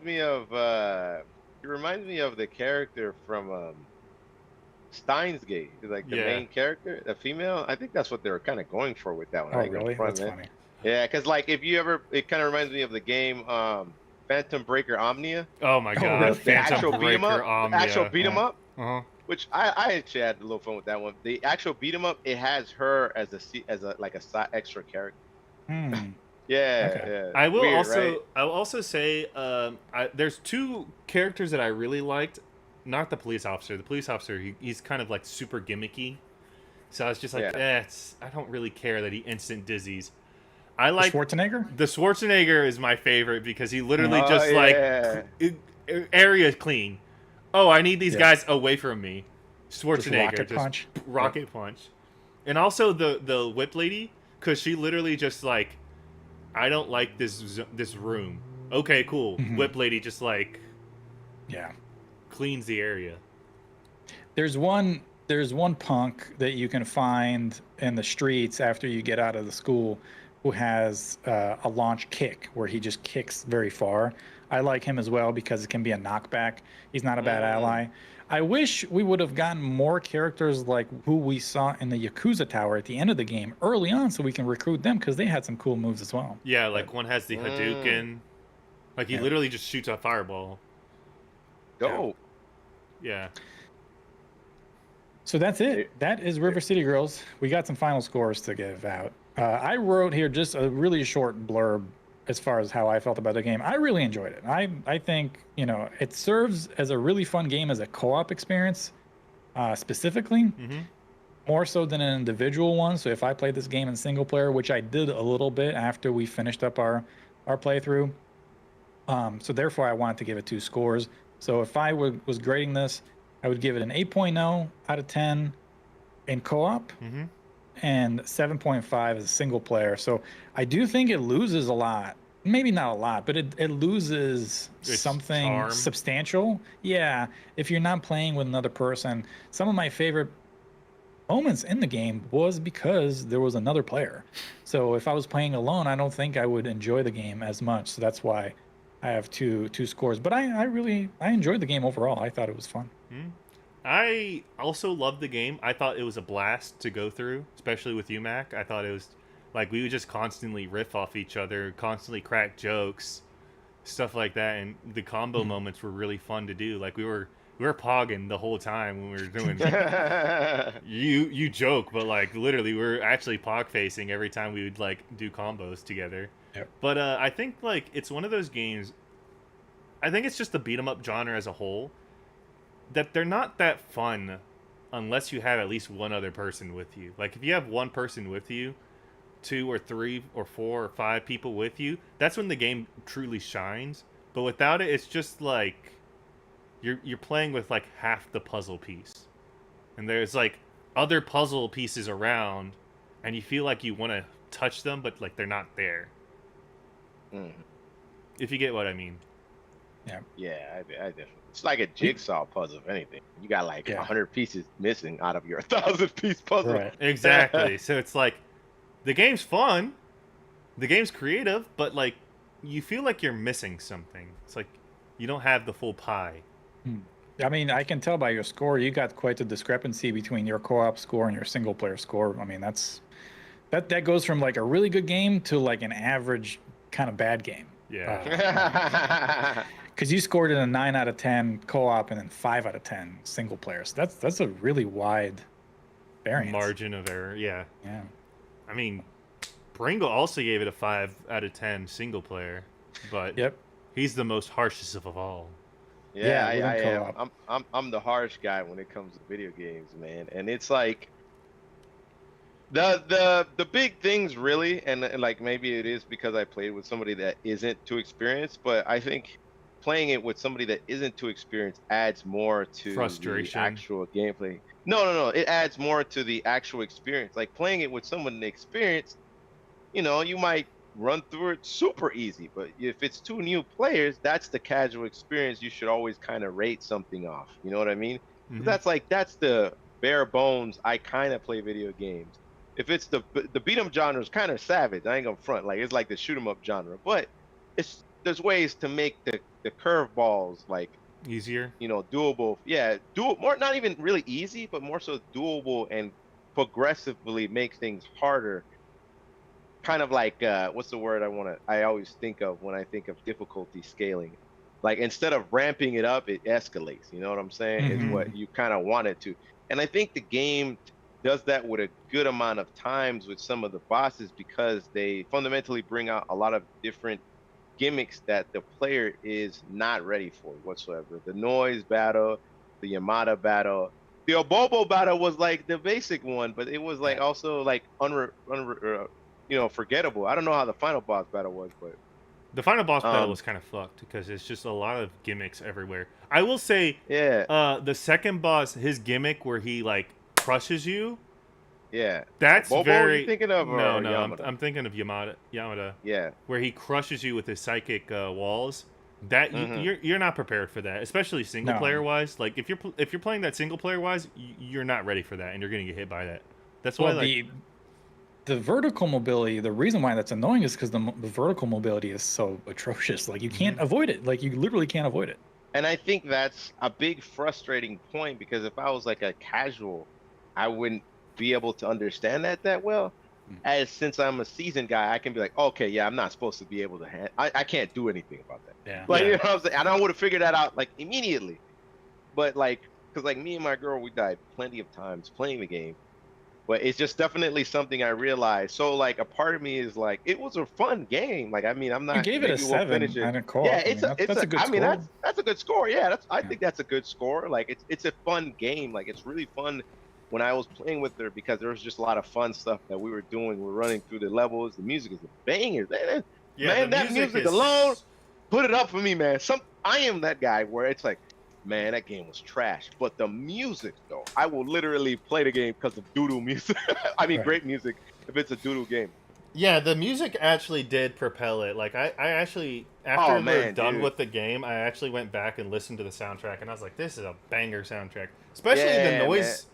The noise songs were The really noise good. songs are really good. Yeah, really good. Yeah, dude. So I think that like the music really hits it up, and then like the characters are just dope. Like the 2 main characters, I really like those 2 main characters. They're just really overall, they're just really funny. Mhm. Yeah. And I like the super moves when you get them. Like that powered up dab is really cool, and all that stuff. And like you know, she gets the. I think I don't know which one gets it, but they get the Chun-Li hurricane kick That's a thing, which is Kyoko. also.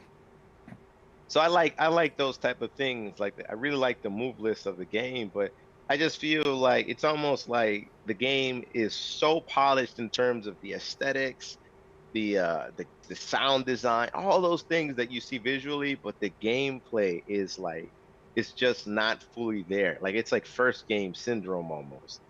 Like the bosses are a big part of these type of beat 'em ups sometimes Mhm. because all you do is fight random enemies after random enemies, and they're all the same, just different skins, right? So the bosses is what makes that progression better.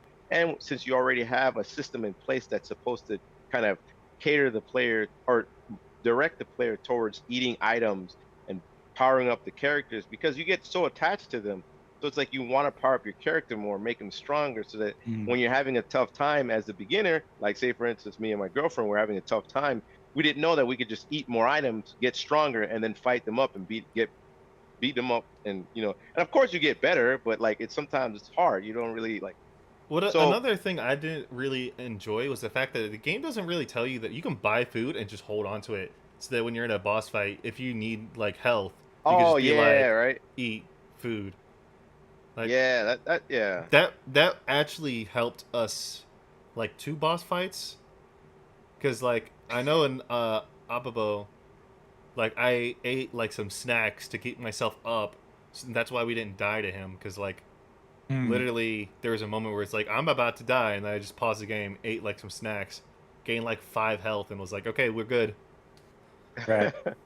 Yeah, it's cool that the game lets you do that too. I mean, it doesn't lock you into like that boss battle. That would become more frustrating, I think the River City Rants, I think the original one lets you do that too. does it?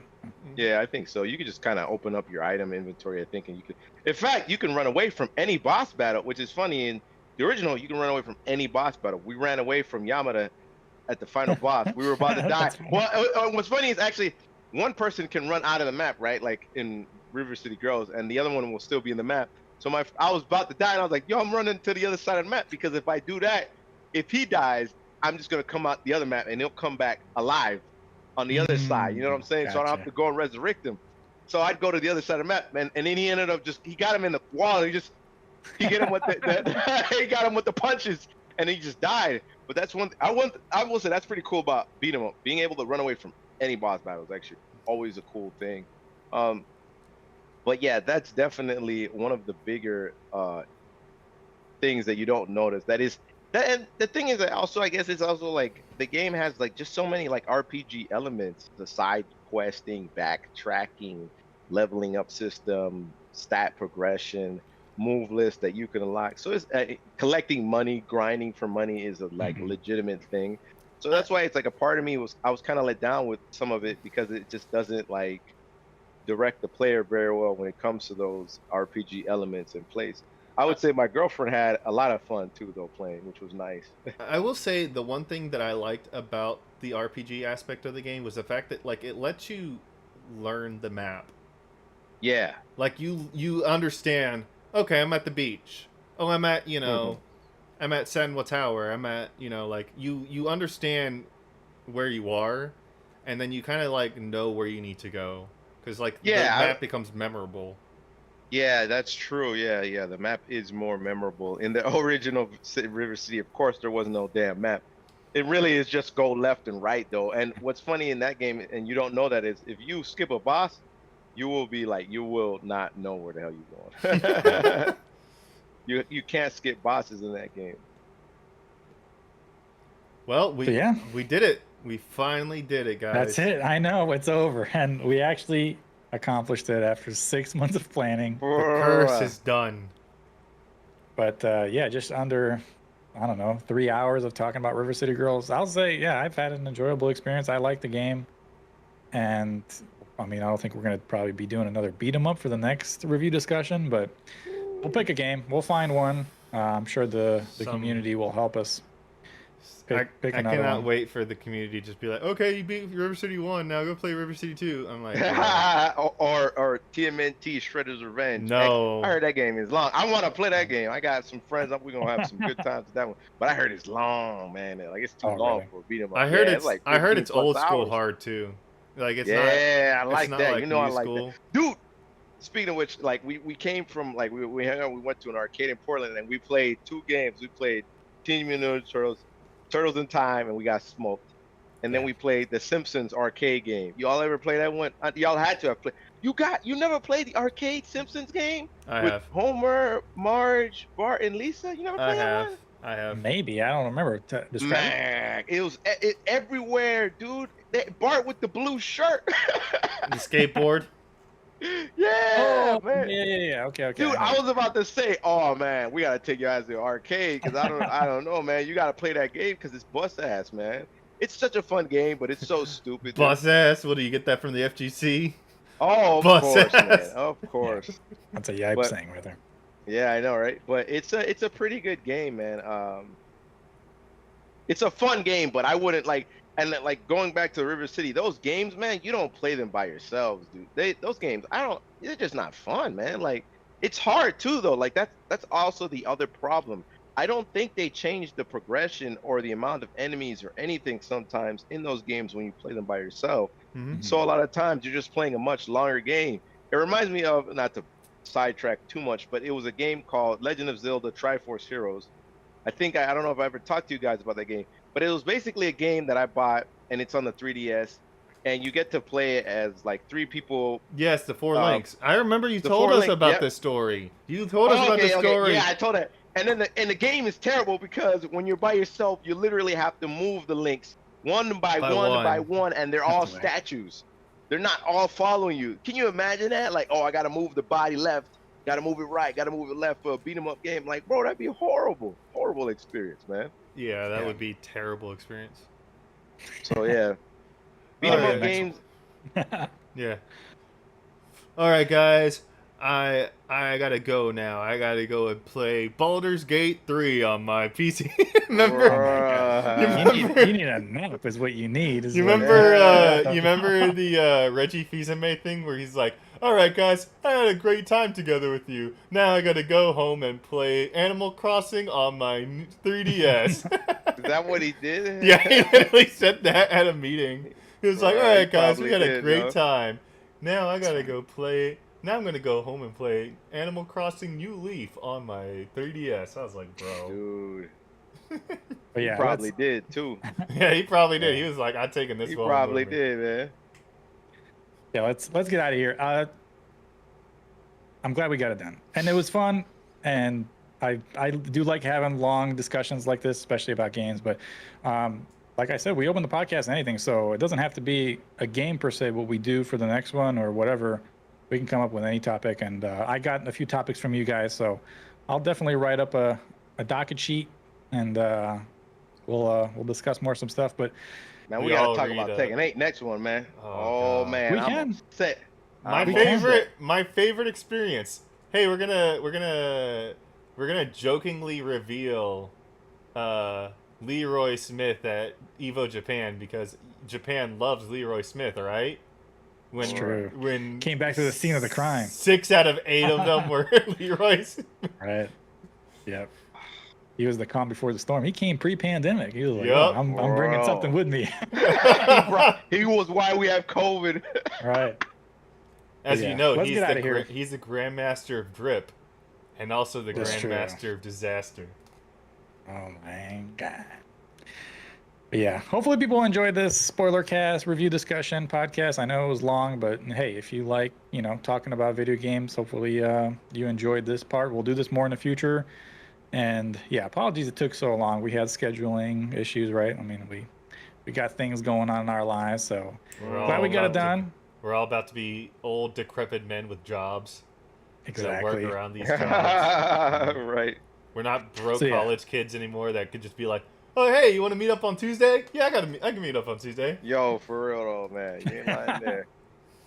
Yeah, so we'll try to do these more frequently, but the next one probably won't be a show notes podcast. Will probably be just kind of a random podcast until we figure out what we want to do for the next one. And yeah, until next time, my name is Max Bleiser. That was Broken Wing. Pringle the One. We'll see y'all next week, maybe. Peace. Peace, y'all. Take care. All right. So I have an idea for next week's podcast discussion. What do you got? Terrible B-rated cheese movies that we love. Bro. Oh man. I want to talk to you guys about my love of Samurai Cop and how schlocky of that movie is. Yo, we don't talk about movies. I'm not really a movie guy, but I do like talking about them. But I usually don't like movies very much. I was thinking Yeah. it'd be funny because it's like we gotta find like a B cheese rated movie, you know, like Oh, dude, we should watch a movie and talk about it. yeah, Like a movie. exactly. Like, dude, have you guys ever heard of the movie Llamageddon? No. It's a free Mm-mm. movie on Amazon Prime. You guys gotta check out Llamageddon. It is the most B-rated schlock ever. One of my favorite Oh, things man. about it is that there's a black guy in the movie, and his whole shtick is that every scene he's in, he's wearing a different T-shirt. Bruh, It's funny. Like every time they pan to him, he's got another shirt on. dude, I I gotta love find. B-rated movies, man. They're great. They're great because they Yeah, know yeah, that they're yeah. bad movies, so Yeah, they just exactly. go off. They're like, whatever. I gotta find your Sure. guys' topics that you guys send me. I think I put them in doc. But yeah. But I yeah, think if you that- guys have more topics, just send them to me. I'll put them in a doc and we can. I don't think obviously this was a game, so we really went through it. But like, Uh-huh. I don't think other topics are gonna be 3 hours long. They're probably Oh. same topic. Yeah, I think like a movie is good because it's probably we're probably gonna be talking about a movie for like an hour tops. That's why I thought like, hey, maybe next one could be like we just find a movie that we thought was bad. I mean, if you want to talk about a movie that we all love or I love, I'd tell you Princess Bride. I love Princess Princess Bride. Bride. Yeah, I Good love movie. the I've seen that. Oh my god, you got to go watch. Never Princess seen it. It's a Bride. classic, dude. See, I that's the love thing. I Princess didn't really Bride. grow up watching movies that much, so I don't really know too much about movies sometimes. It's a classic. It's really good. It's got Andre the Giant in it. Yeah, it does. I mean, I watched Pulp Fiction like a year ago, so damn. it was all right.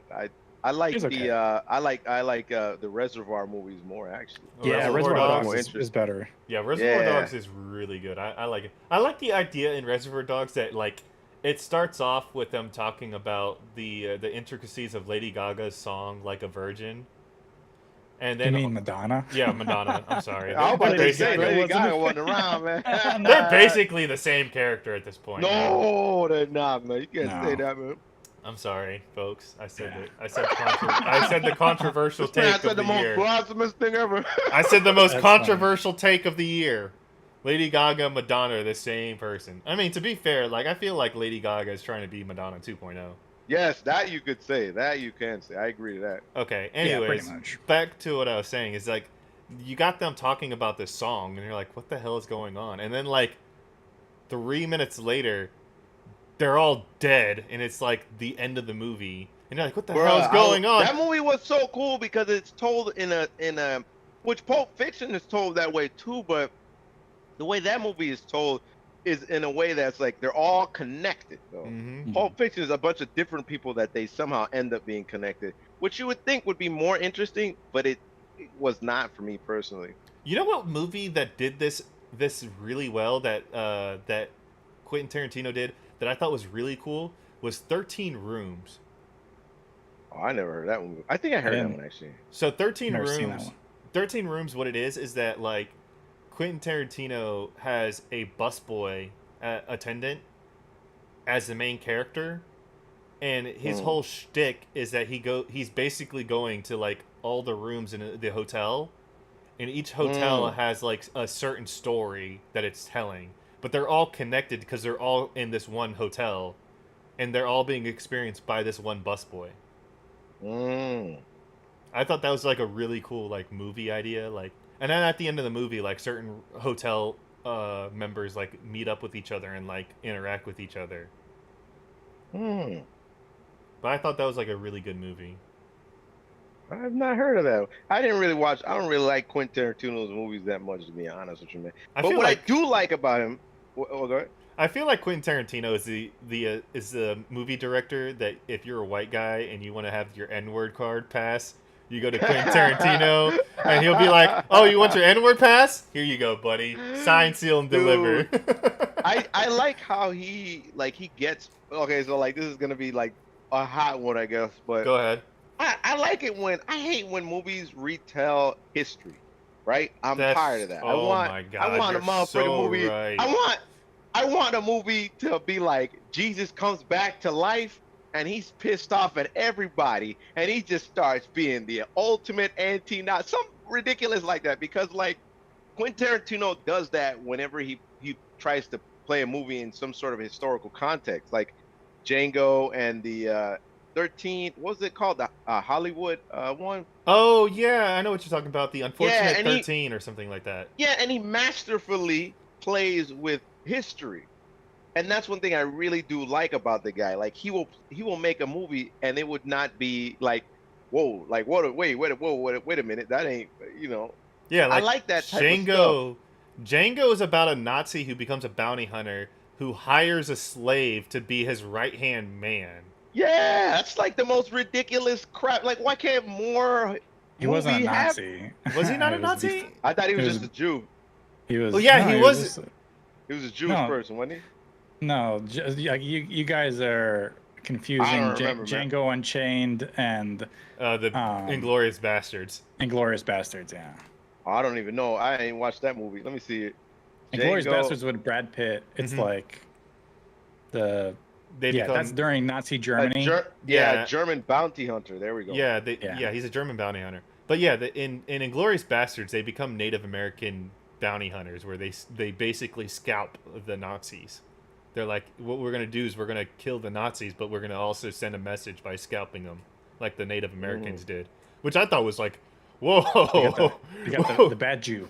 Yeah, I was like, whoa, what are you doing there, son? Why are we scalping? So I really do like that about Quentin Tarantino when it comes to movies. Like he just like doesn't give a crap. So he'll like, and he always gives Samuel Jackson dope roles. Oh, Like, yeah. Yep. Was he not the one that made? Yeah, he made in Django. Dude, Samuel Jackson played a slave. Oh my lord! Dude, There he was an two Uncle sides Tom. to that. He was Yeah, an he's Uncle Uncle Tom. Dude, there was two sides for me. There was the side of, oh my god, this racist ass character, and then there was the other side. Was like, oh my god, Samuel Jackson is godlike at acting this Yep. racist ass character. Like, Also, dude, I that's felt- amazing. That's where the Leo emote Yeah, comes from. Where yeah. he's laughing. yeah. Dude, I thought that Leonardo did that. He played a racist Southerner really well. I was like, dude, hold on, are you actually this racist? I don't think he Man. even got an Oscar for that. He didn't. He got an Oscar for dying to a bear. That was the Yeah. joke, though. The amount of effort he took, and he never got an Oscar for any of the stuff. Yeah, My exactly. man had to. Dude, He had to deserved die an to a Oscar. bear. And they get what they give Will Smith one recently, and he Fucking slapped Chris crazy. Rock. Douchebag, man. Yo, Crazy. wait. Oh yeah, we talked Like, about that. To be fair, they made a joke about that, like at some Oscar where it's like, oh, if you ever want to be if you ever want to get an Oscar, you have to play in a slave movie or in a movie where you're a slave. man. Because that's how Will Smith got his award. He played a slave. Was that the It's movie? lame. He got whipped like several times in the movie. He was a slave. I think he was a Oh, runaway really? slave. Yeah, I think Who he are was like a slave movies for? Dude, I hate slave movies so much. Who are You they don't for? understand I that? don't want to see them. I Do mean, you? Like, I mean, the movies after slavery, where it's like America's still racist as hell, but we're trying to like become a good movie, like a group of people. Those I think are interesting because it's like, okay, slavery's done, but like the aspects of slavery still felt, and so like, Man, I how do can't we get through stand that? slave movies, man. But I'm like done slave with movies are just like, okay, we They're get it, horrible. we get it. Yeah, Slavery's awful. man. They're horrible, dude. Like, come on, man. How many times we're gonna see Kunta Kinte get whipped in the back? Exactly. I don't feel for it anymore. You killed all my feels for that. If it was the first time, I'm like, but the Yep. 20th time, I'm like, well, I mean, you should have moved out the way. What you want me to do? It's Yeah. ridiculous. I will And say, because today I was watching at work. We were watching movies, and of course, because we have to play Disney movies, because Disney Plus is like three blocks down. So Really? Yeah. So I was just like, okay, fine, we'll watch Disney movies because they have to be family appropriate. So we watched Remember the Titans, and I was like, this is a really cool movie because it's like, it's racist Virginia. They don't like the black people in the movie, and so it's just a struggle of, okay, this coach has to deal with racism and also deal with like these players that don't want to play with each other and make them become an undefeatable team. It's Oh, I funny how think I remember football that brought one. them together and not just being good Yeah, people. exactly. Football brought them together, not Look, being we're good trying to win some people. football game, damn it! Like fuck all the other shit. It's like afterwards too. Like anybody is like, I don't really like black people still. Like, Right. Yeah, there was I like, like him because he's in my team, but I don't there was your like ass. 5 people in the movie that were still racist after the game. Like, one of the people after like the 3rd game got kicked off the team because he didn't defend his black teammate. I was like, what? Y'all are still racist? Y'all spent 2 weeks together. Y'all literally created a brotherhood, You know- and you're you still know- racist? And They the- became even more racist, if anything. Exactly. There was like a slew of these in like the mid '90s, early 2000s. Dude, there was a point where there was nothing but slave movies like every other year, and then I feel like there was a resurgence about a couple years ago with those things. Yeah. Like what, You know- 12 Years a Slave, and then they remade Harriet Tubman, and all this other. I'm like, man, But you know, there's another genre that I was like, what the like, who is this for? Like, I never understood this genre, where it's always like the white female teacher going into the inner city school. Oh teaching my god, I I know hate that exactly genre what you're so much. talking about. It's just dude, it's just pampered Come on, rich man. white girl goes to ghetto location and gets I have humbled. to help them. It's I have like, to get save this them. social work out of here, man. Like, Humble Two things. Humble the bitch, There was- the movie series. That's literally was a all it movie- is. There was a movie, Samuel Jackson plays in it, and he goes into a really scary school, and I think they stab him in the movie and stuff like that. I haven't seen it. I kind of want to watch it, but I just know that exists, and I think he dies in the movie, but I don't remember. The did other you one watch American is- Gangster, by the way? Oh yeah. Oh no, wait. Is that the one you told me about recently? Yeah. No. But I need to. Denzel's amazing. Like I like how Denzel plays in these movies, and like, I'll go into that, but right after I say the thing I was gonna say before. And then the other thing is that now I kind of forgot it. Oh, my bad. Denzel character Oh, plays a oh. character in all of his And- movies. And Doesn't the he? other movie, yeah. Well, actually, Denzel's pretty good. But and then another movie is, it was the Antonio Banderas movie where he goes into a city and it's full of like really bad kids. Like they're kind of hood kids, but they're not all black. There's a mix of them, and then he just teaches them how to dance. And I love that movie. Oh, Really yeah. good movie. What's that one movie? I think it's called Maria, where like there's this Spanish teacher who goes into the inner city and he teaches a bunch of delinquent kids who are about to like fail forever, and he teaches them to like get A's in their SATs. I think it's Maria or something Math like that. teacher? Yeah, he's a math I don't teacher. know. He like I says, forget what the movie's called, but yeah, he's like a dorky math teacher, but he's like a savant when it comes to math. yeah. He teaches these inner city schools or kids. So one thing, right quick too, and this is another thing since you mentioned Denzel, the movie Fences. I don't know if you guys seen that movie yet. Fences. I was watching Fences, it no. like a quarter of it, but I Is it tried Stand and watching it. And, we Deliver? couldn't.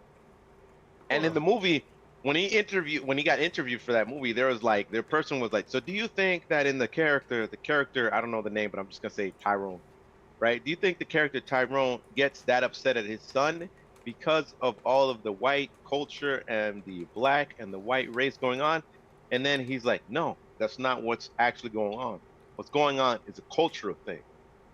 The main character is upset because he didn't get to be what he wanted to be, not because he was black or white. He uses that as like he uses the white and black as something to just be upset about, but that's not the reality of it. And the way he talks about the interview is very good interview. Is like, even if you don't see the movie, because I haven't seen it, it's a very good interview of Denzel trying to be like, no, it's not about race. Stop trying to put race into it. It's about It's culture. about culture, yeah. Yeah. I think that's what It's a true lot as of his hell. movies are, because when I was watching was it We Are the Titans again today. Like his character, he seems like a fucking asshole to the students because, but if you think of and like the other coach says like, hey man, could you stop putting your pride on the line? Like why?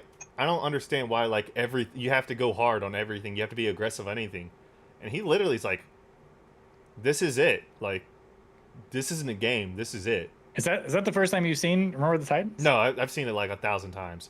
But like, and then like, This is now he's starting to understand yeah, it. and then it's like, oh wait, now I understand. He's basically telling the other coach, "This is my life. I live this life all the time. You're getting to see what I have to deal with. This is why I'm this way, and I don't want other people to deal with it.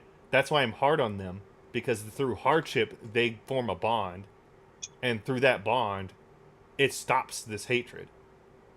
You know Man, the gotta the love white Denzel, guy? man. That motherfucker's amazing, dude. Yeah, because Uh, he's not a racist person, but he's always in these movies where he's literally fighting racism, and he's always like, it's not about racism at the end of the day; it's about culturalism. Mm-hmm.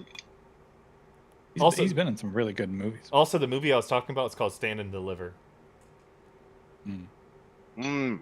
Let me You see should that. watch American Gangster though. American Gangster is like really good. It's one of Oh his- yeah, man. I actually it's want to kinda watch a long, bunch of these. but it's good. Oh wait! I think I've seen Stand and Deliver. Yeah, Stand and Deliver is good. Yeah, it's good. I feel like I've seen that before. Don't one of them die in it? Yeah, one of them dies. Okay. I mean, that's usually the case for all. Yeah, these it's, kind of movies, all right? these kind of movies, like one of them dies, and then that becomes a catalyst for the rest of the inner city kids to become like the best students of the like school. Yeah, but man, yeah. Most of his Denzel movies are Washington's good. bangers. I mean, they're I mean, I watched the obviously movie. Training Day and Glory and American Oh. Gangster and There's the movie where like he needs his son to get like a medication, and this motherfucker basically like puts the hospital hostage to Mhm. save his kid from dying from medicine. And I was like, oh my god, this movie is gangster as hell. Like this motherfucker is basically holding a hospital at gunpoint, and it's still a gangster ass movie. How did he do it? what's the one where he's a detective and he's trying to figure out how the bank robbery happened, like because there was a hostage situation at a bank, and they kind of do the Out Tarantino of thing. time. Out of Is it? time is the movie. Out of Time? Yeah, I think Mhm. it's yeah. Yeah, have I you think seen so. Have you seen Book of Eli? Oh my god, No, the Book but I of wanna Eli was watch a that good one. movie. And that It's- one's okay. It's not like a great Denzel movie, but he does a good job in it. It's basically he talks about the hidden book on the Bible, and he's just a Mhm. Bible man in a wasteland. yeah, it's a dystopian future where there are no books. Like they literally took away all the literature, so people will become stupid or whatever. Yeah. And he has he's blind too. He can't see, and he still fights people. It's kind of sick. Like, Yeah, and it's he's kinda- basic- Bro, He's that's basically the- he's he's basically good at the, being good. Yeah, he does that. So I always think it's such a stupid trope, which is the priest that's blind but's a secret badass. But all he Yeah. does is like he just kills a bunch of people and then he like pulls out a book and you're like, and now we must pray to repent for the Lord. I'm like, This how the motherfucker hell are has you to reading this ever- book, dog? Oh man, it's like, And wait a like- minute, you can't read? I've memorized the lines. It's like there ain't no braille in that motherfucker. How you read it? My Oh man, Aries Spears. That's funny. Dude, that one that he does, Denzel's like, I'm going to tell you right now, you have to do. Like it's so good when Oh he my does. gosh. Denzel Washington. I was like, bro, he Have you- kills it, man. Have you ever seen the story that he told Jamie Foxx about Sean Connery getting an ovation at the Oscars and he knew he wasn't going to win anything? So Oh no, I What haven't. did he But do? you gotta fight me that one. I gotta send it to you because he tells it way better than I would. But it's I'll give you the timestamp. It's really funny because he's telling the story, and he's like, "I'm throwing around away. I'm leaving with something." Well, anyways, Oh yeah, guys, doesn't he I'm gonna- steal like some food? Yeah. Oh my yeah. God. He just I'll takes send some it to you, you guys can food. watch it. But anyways, guys, I'm gonna have to catch y'all around, man. It's pretty good. Yeah, I man. got work tomorrow too, so it's like midnight. I do too. I gotta work extra hours because apparently my friend wants me to go to his tournament at 4 in the afternoon. I don't get off Oh, till of course. normally 5:30, so now I gotta make up that hour by working extra hours this week. It's gonna be a fun time. Oh boy. But all right, I'll y'all. send you Take this care, stuff. guys. Yeah, Yeah. send it to me. Take care, y'all. Peace. Peace, everybody.